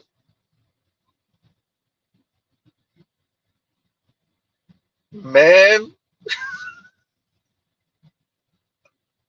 Censor says, man, yes, they expect us to trick off, Z. Look, that it ain't tricking if you got it. No, it's still tricking. I just got it and I want to spend it. But what about if I don't want to spend it? It ain't tricking if you got it. No, it's still tricking. No, it definitely is still tricking. Oh, yes, it is. It's tricking if you got it. If you don't got it, the difference is, do I want to spend it? And do I want to spend it on you? Very important. Do I want to spend it? And do I want to spend it on you? And do I want to spend it right now? It's still tricking. Tricking is tricking. And a lot of you ladies got this all type of messed up. The trick tricks so that he doesn't have to invest the time, the energy, the emotional labor, the kind words, the holding hands. Mr. Z is quick. Mr. Z is quick to grab Miss Z hand when we walk in public. Bring your ass. Huh? But yeah, if Mr. Z and Miss Z was doing pay to play, then none of that. You don't get any of that. Mr. Z is also one for PDA, public displays of affection, everyone. I'm not extra with it, right? I'm not gross with it, but yeah. Yeah, she wouldn't get none of that. Nope. Huh? She wouldn't get any of that. Because if that's what we was on, if we were doing pay to play, oh no, you're not getting any of that. Because I'm tricking. And if I'm tricking, guess what? You don't get none of that. So the trick is expediting the process with the money. And ladies, if you want to engage in that, then so be it. Shout out to all the ladies who that's what you want, but you also want it to be nice. And look, man, y'all need to leave these pretty woman fantasies alone. That's what it is. They got the pretty woman fantasy playing on in the back of their mind. Richard Gere ass shit. Nope. Huh? Isn't that what Laisha said? Why can't we have that and this? Because we said so. That's why that marriage rate is going to the crapper. And it does affect you, not you in particular, Laisha, you're married, but other black women, and you just need to admit that you don't give a shit about other black women. Huh? And shout out to Jeff James. He said it when he was speaking to the Canadian women. And I don't recall him saying it when he was on Lapeef. But if you look at men and you're like, hey, I got mine, I'm straight, I'm married, I'm over here. And to hell with the rest of the society in the world and men. No, he said to hell with other men. Well, there's a consequence to that. I've said it before. All of these women, the Laishas, the Kim Fosters, y'all need to be honest. Y'all need to say to hell with Chrissy, all the rest of you. I got my man. I'm good. I'm over here. I'm straight. Or I don't care enough, so I'm straight. I'm okay being single. All the rest of you other black women, get it how you live. I'm going to continue to put this native PR out here. I'm going to continue to talk crazy like this. And for the rest of you that got to deal with the consequences of how I speak and other women like me speak, oh well.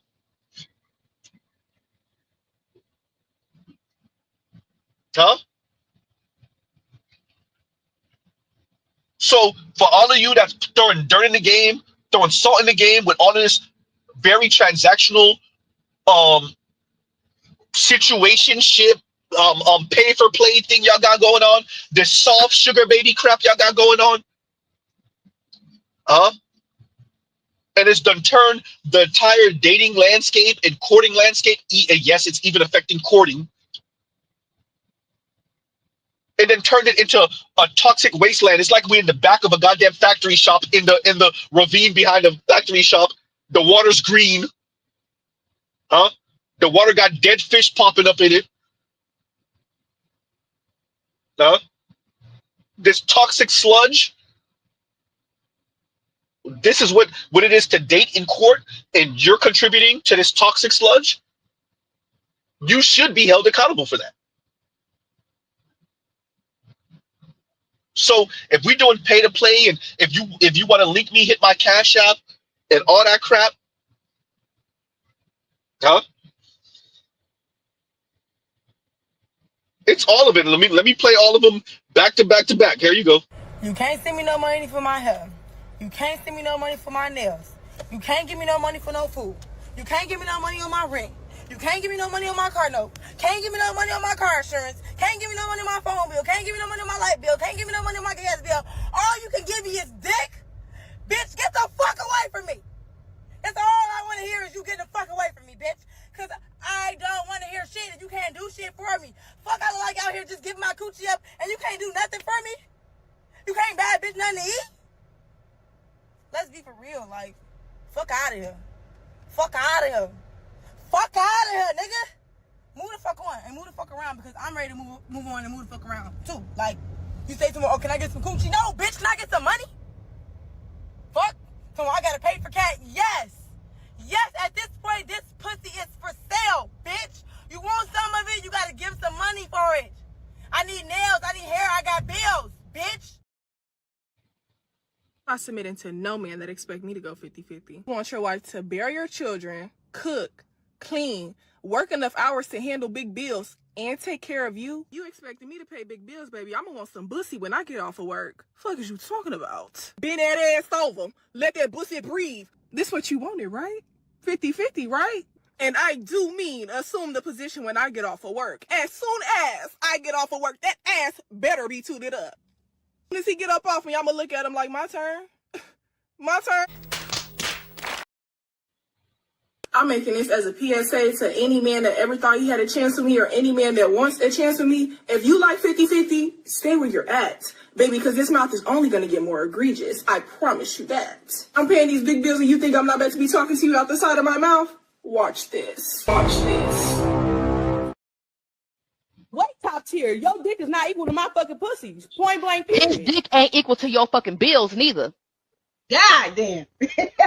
Look, at the end of the day, I ain't them bills got your name on it. They don't have his dick name on it.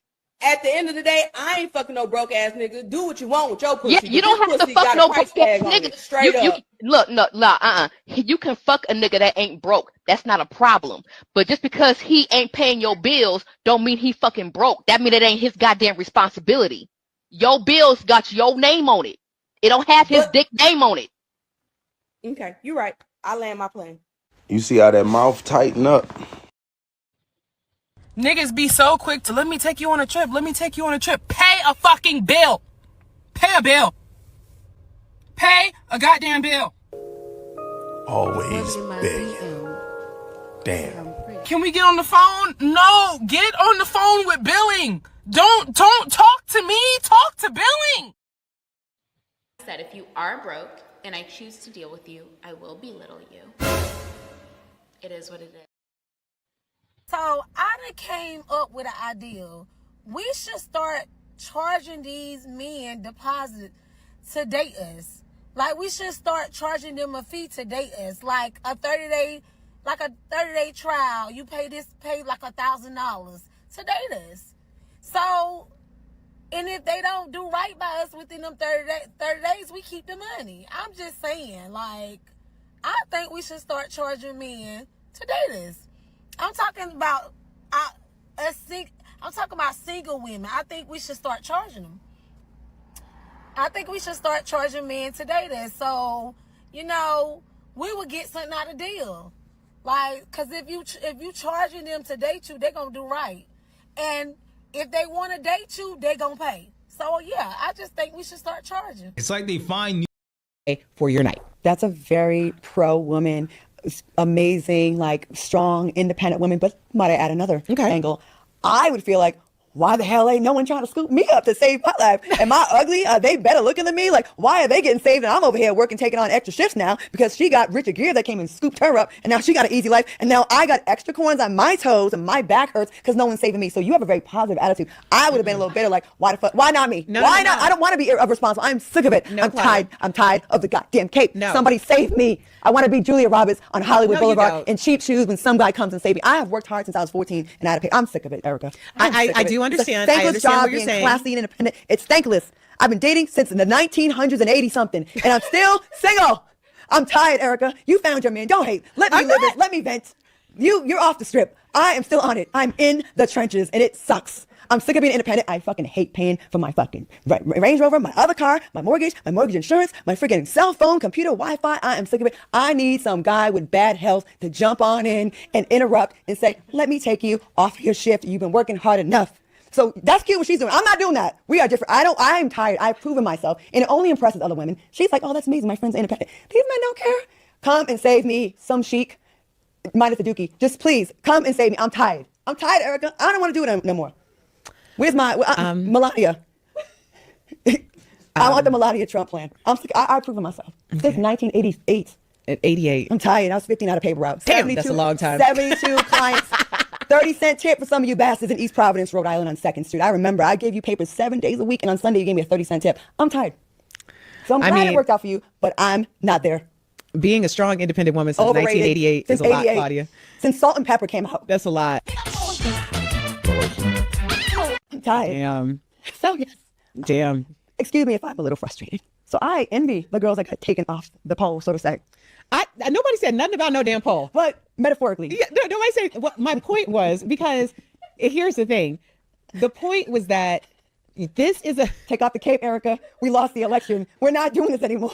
I'm not... Soft life. Hookers are winning. All about... Hoes are winning. Hookers are in the White House again.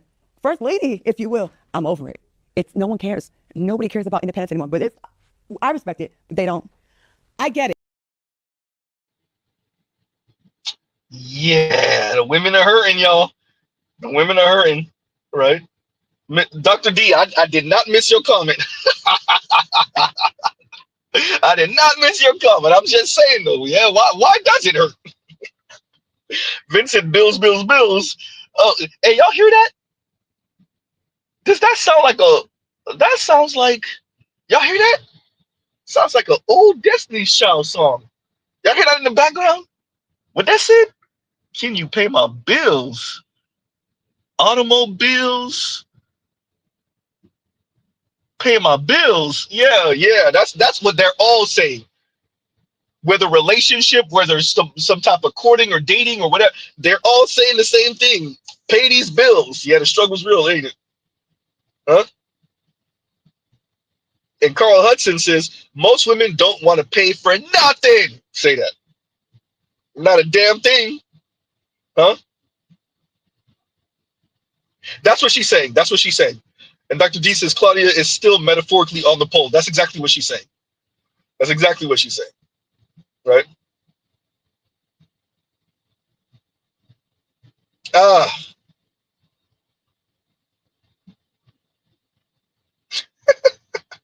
Vincent, can you pay my Netflix subscription? Huh? So they all saying the same thing. The struggle is real out here. Huh? Man. Jamal says Shira 7 acolytes on the march. That's what it looked like. And she thinks she was saying, she got to be young, because the way she framed it is like she was saying something new or revolutionary. Ma'am, you ain't saying nothing. That's your sister and them. Your sister in who's if you want to link me, hit me in my Cash App. They're saying the same thing. You're late, actually. You're very, very late. Oh, I know. What about if we told the men they would have to send us money first before they got to date us? Ma'am? Huh? Get out of here. And that's why this is here. What is AZ? New study shows millennial men are not interested in going out as much as women. I wonder why. Anybody wonder why millennial men? Why in the world would millennial men not care to go out? Why would they not care to be going to clubs and bars and get-togethers and whatnot? And shout out to you, Inspired Truth. I checked out your page. I really went, digging through the weeds. Inspired Truth everywhere. Inspired Truth. They said we're in our mom's basements. We ain't going out. We're not touching grass. Inspired Truth was literally touching grass.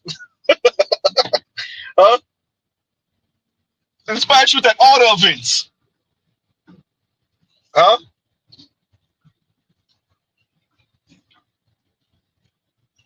Yikes.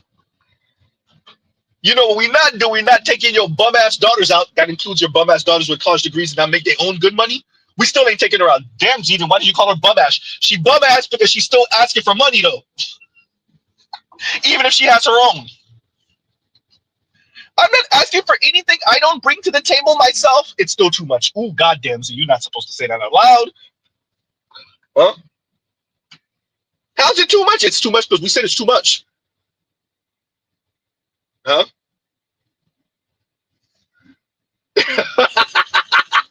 And Telescope says, can you pay my Xbox Gold memberships? Talking about that. Apparently, shout out to all my racing game heads. Apparently, somebody played the sad song that they used to have for the dogs.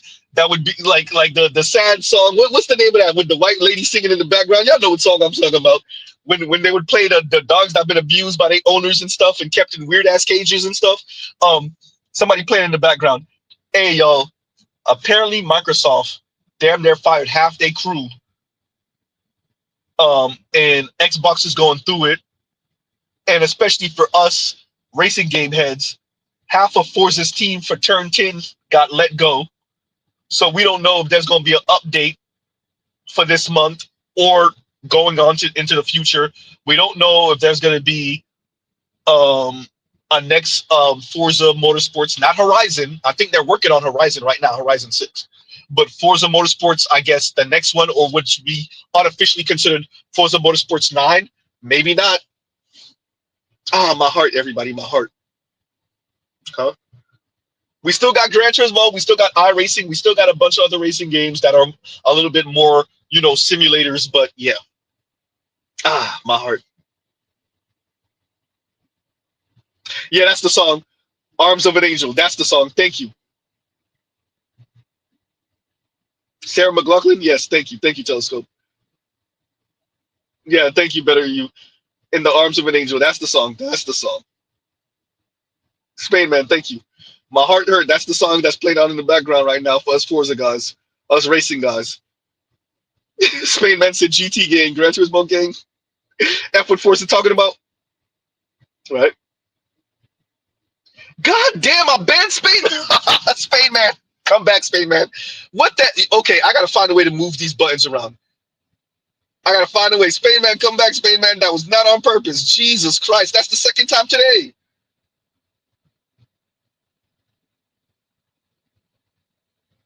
Damn.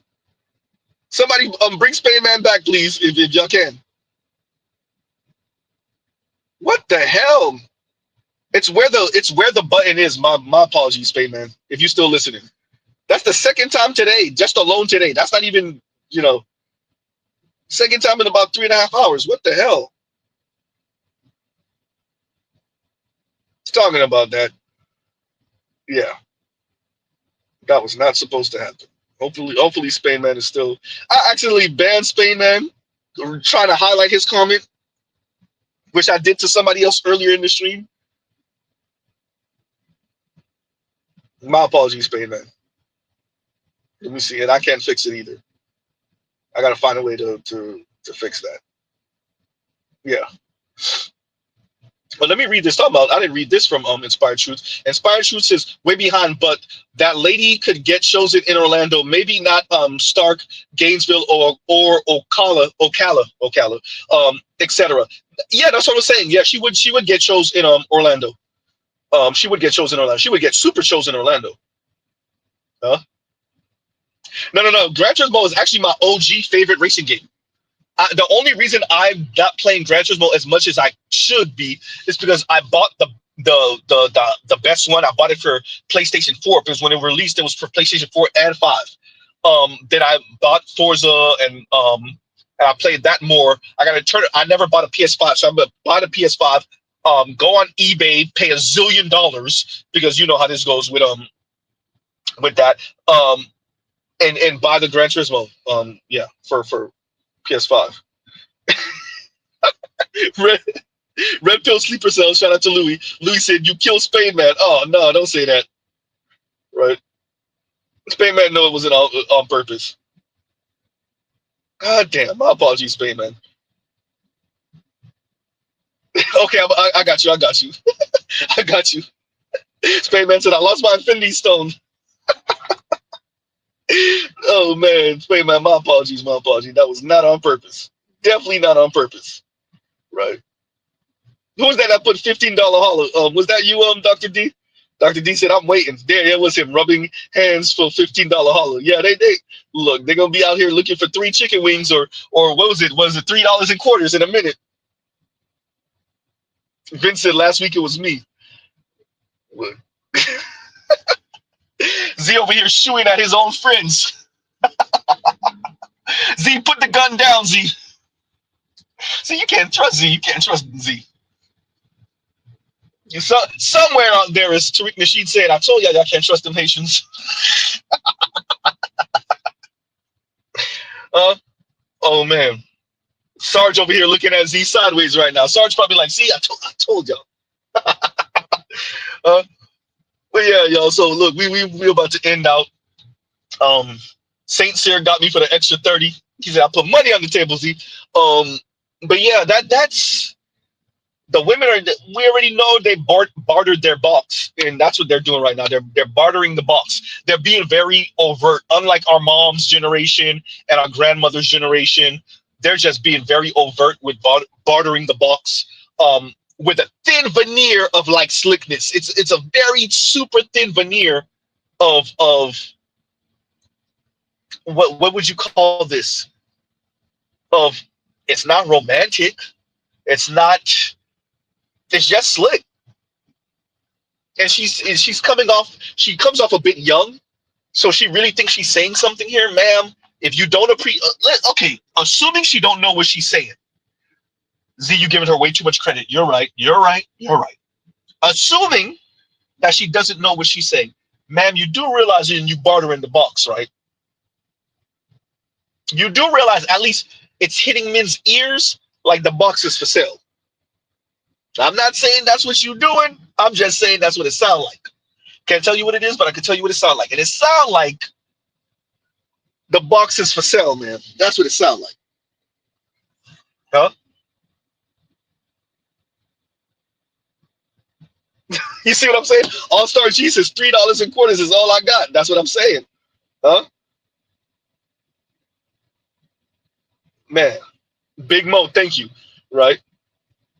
Acculturated prostitution. Thank you. Oh, and Spain Man and Big Mo. After the stream, or you could just put it in the comments now. Put in the comments. Don't forget to give me my wrench, Z. So for Spain Man and for Big Mo, right? Good point, Vince. That's exactly what it is. City girl philosophy. Exactly. Longo said I prefer the term monkey hustling.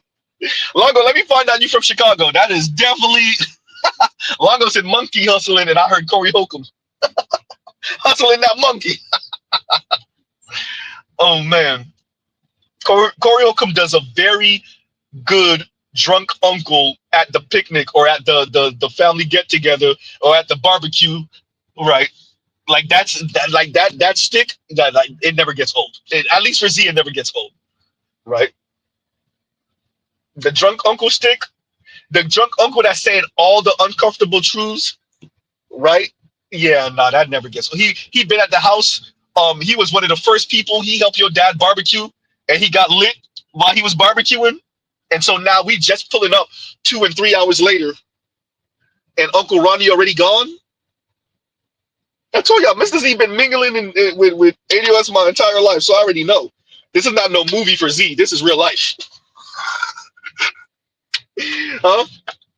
This is not a movie for this is real life. I already know. I've been around the drunk Jamaican uncles. I've been around the drunk Haitian uncles. I've been around the drunk ADOS uncles, the drunk Bahamian uncles. I haven't been around the drunk Nigerian uncles yet. No, that's a lie. That's a lie. That's a lie. That's a lie. That's a lie. But it's different. It's different. The drunk, the whole Nigerian thing is a bit different. It's not like you could see the parallels between the Bahamians, the Jamaicans, the Haitians, the ADOS, USVI. I've been around the USVI drunk uncles and the Trini and Guyanese drunk uncles too, right? I've been around the drunk Nigerian uncles, but wait a minute, because I'm counting. I remember one distinctly. Is that the only time? That's the only time. It's only been one time, but it's different. It's different. It's different. Right. Yeah. But yeah, that monkey hustling, yeah, Longo, that's hysterical. That's hysterical. Huh? Hey, we might have a new term in here. And KMS is, let's try not to block KMS because my finger was close to the button too. KMS is the self-gypsification of the black female. Ooh. Let me screenshot this because I might have a whole stream for you on that one, KMS. I might be able to do a whole stream on that one. I might be able to do a whole stream. No, I haven't been around the no drunk Panamanian uncles. I've been around black Panamanians at a get together, a black get together, but they weren't drunk and they weren't old enough to be called uncle. Right? So yeah, I've been around black Panamanians, but they weren't drunk and they weren't old enough to be uncle. To be called uncle, at least, yeah. They weren't unk. Right. So yeah.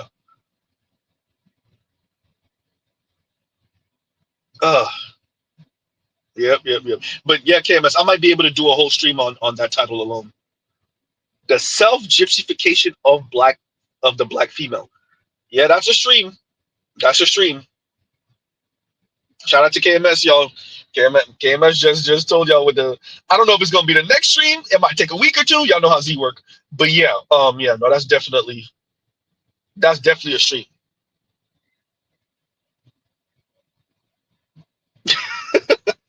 Let me read this in. And Big Mo says, I'm half Trini and half Guyanese and know exactly who you're talking about. Hey, and it don't matter if it's the Indian Guyanese in Trini or the black Guyanese in Trini or the mixed black and Indian Guyanese in Trini. Right? Between the dancing, between the Corona in one hand, yeah. For real.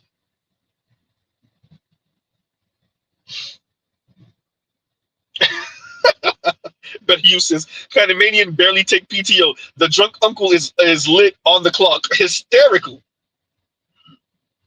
Right? Oh man. Yeah, no, Vince. I owe the brother that I remember his email name, but yeah, I owe him that. No Scrubsy, please. Yeah, no, that's like 2 years in the making, that stream. I'm gonna have to do a whole announcement for that one. That's gonna be a day-long stream practically. Right? That's gonna be a long ass stream. But on that note, y'all, let me don't keep y'all too long. It's already been 3:45. Oh man. Z over here saying, let me don't keep y'all too long. Meanwhile, all right, y'all. So truly, we will pause right there. Love, peace, and chicken grease. Shout out to Mr. Jeff James. Shout out to Lapeef. Shout out to Beast Mode. Who else did I use their content? Yeah. Jeff James, you're gonna continue to get pushback like what you got from Laisha. You're gonna get real. Shout out to you for being disciplined enough and being professional enough on the panel with the ladies. I wish Laisha would have tried to pull that while you was on the panel. She threw a temper tantrum after you got off because she couldn't do nothing with you when you were on the panel, and then she act like you were over talking people and whatnot. No, lady, you just didn't have nothing to say. Rightfully so. You felt like you were being lectured to. Maybe you should be being lectured to. But as KMS said, no, you weren't being lectured. You were being schooled. You were getting schooled. And you knew you didn't have nothing to say. That's why you didn't say anything. But the second he get off, now here come the excuses. Pathetic. Grow up. Aren't you married, lady? Pathetic. Anyway, Laisha gives screw everyone, it's all about me, and screw the fallout of my worldview ass vibes. That's what she gives. Screw everyone, screw how this works out for everyone if it doesn't work out for everyone, but this is how I feel, and F it. Huh? And she started yelling and barking at them brothers up there after Mr. Jeff James left. Wow. You lucky it wasn't Z. I would have pulled right back up on you. Oh, I would have pulled up. Oh, you so lucky it wasn't Z. If I was on the road, I would have pulled over and be like, yeah, no, I just, you said I was over talking and whatnot.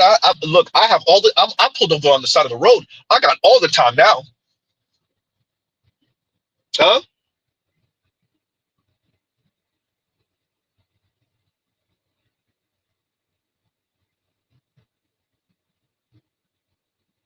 Exactly, Revlon. I'll be talking again when he leaves. Huh? Big Mo says, it was amazing to see live. Yeah, I saw you in the comments. Huh? Damn. Right? So, yeah, y'all, look.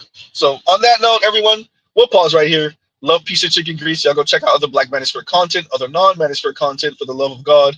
I'm going to try to do a stream on, I just have to get the materials because I already think I know what direction I want to go in. Shout out to KMS with that gypsification of Black women. That's sad, bro. Oh, that's a sad concept. I really don't want it. These are our sisters, yo. I just want y'all to appreciate that. This may not be your literal sister, but these are our sisters, our girl cousins, the one we used to sleep over with at grandma's house. That they're doing this to themselves. And the ones of them that disagree aren't fighting against it. Not enough anyway.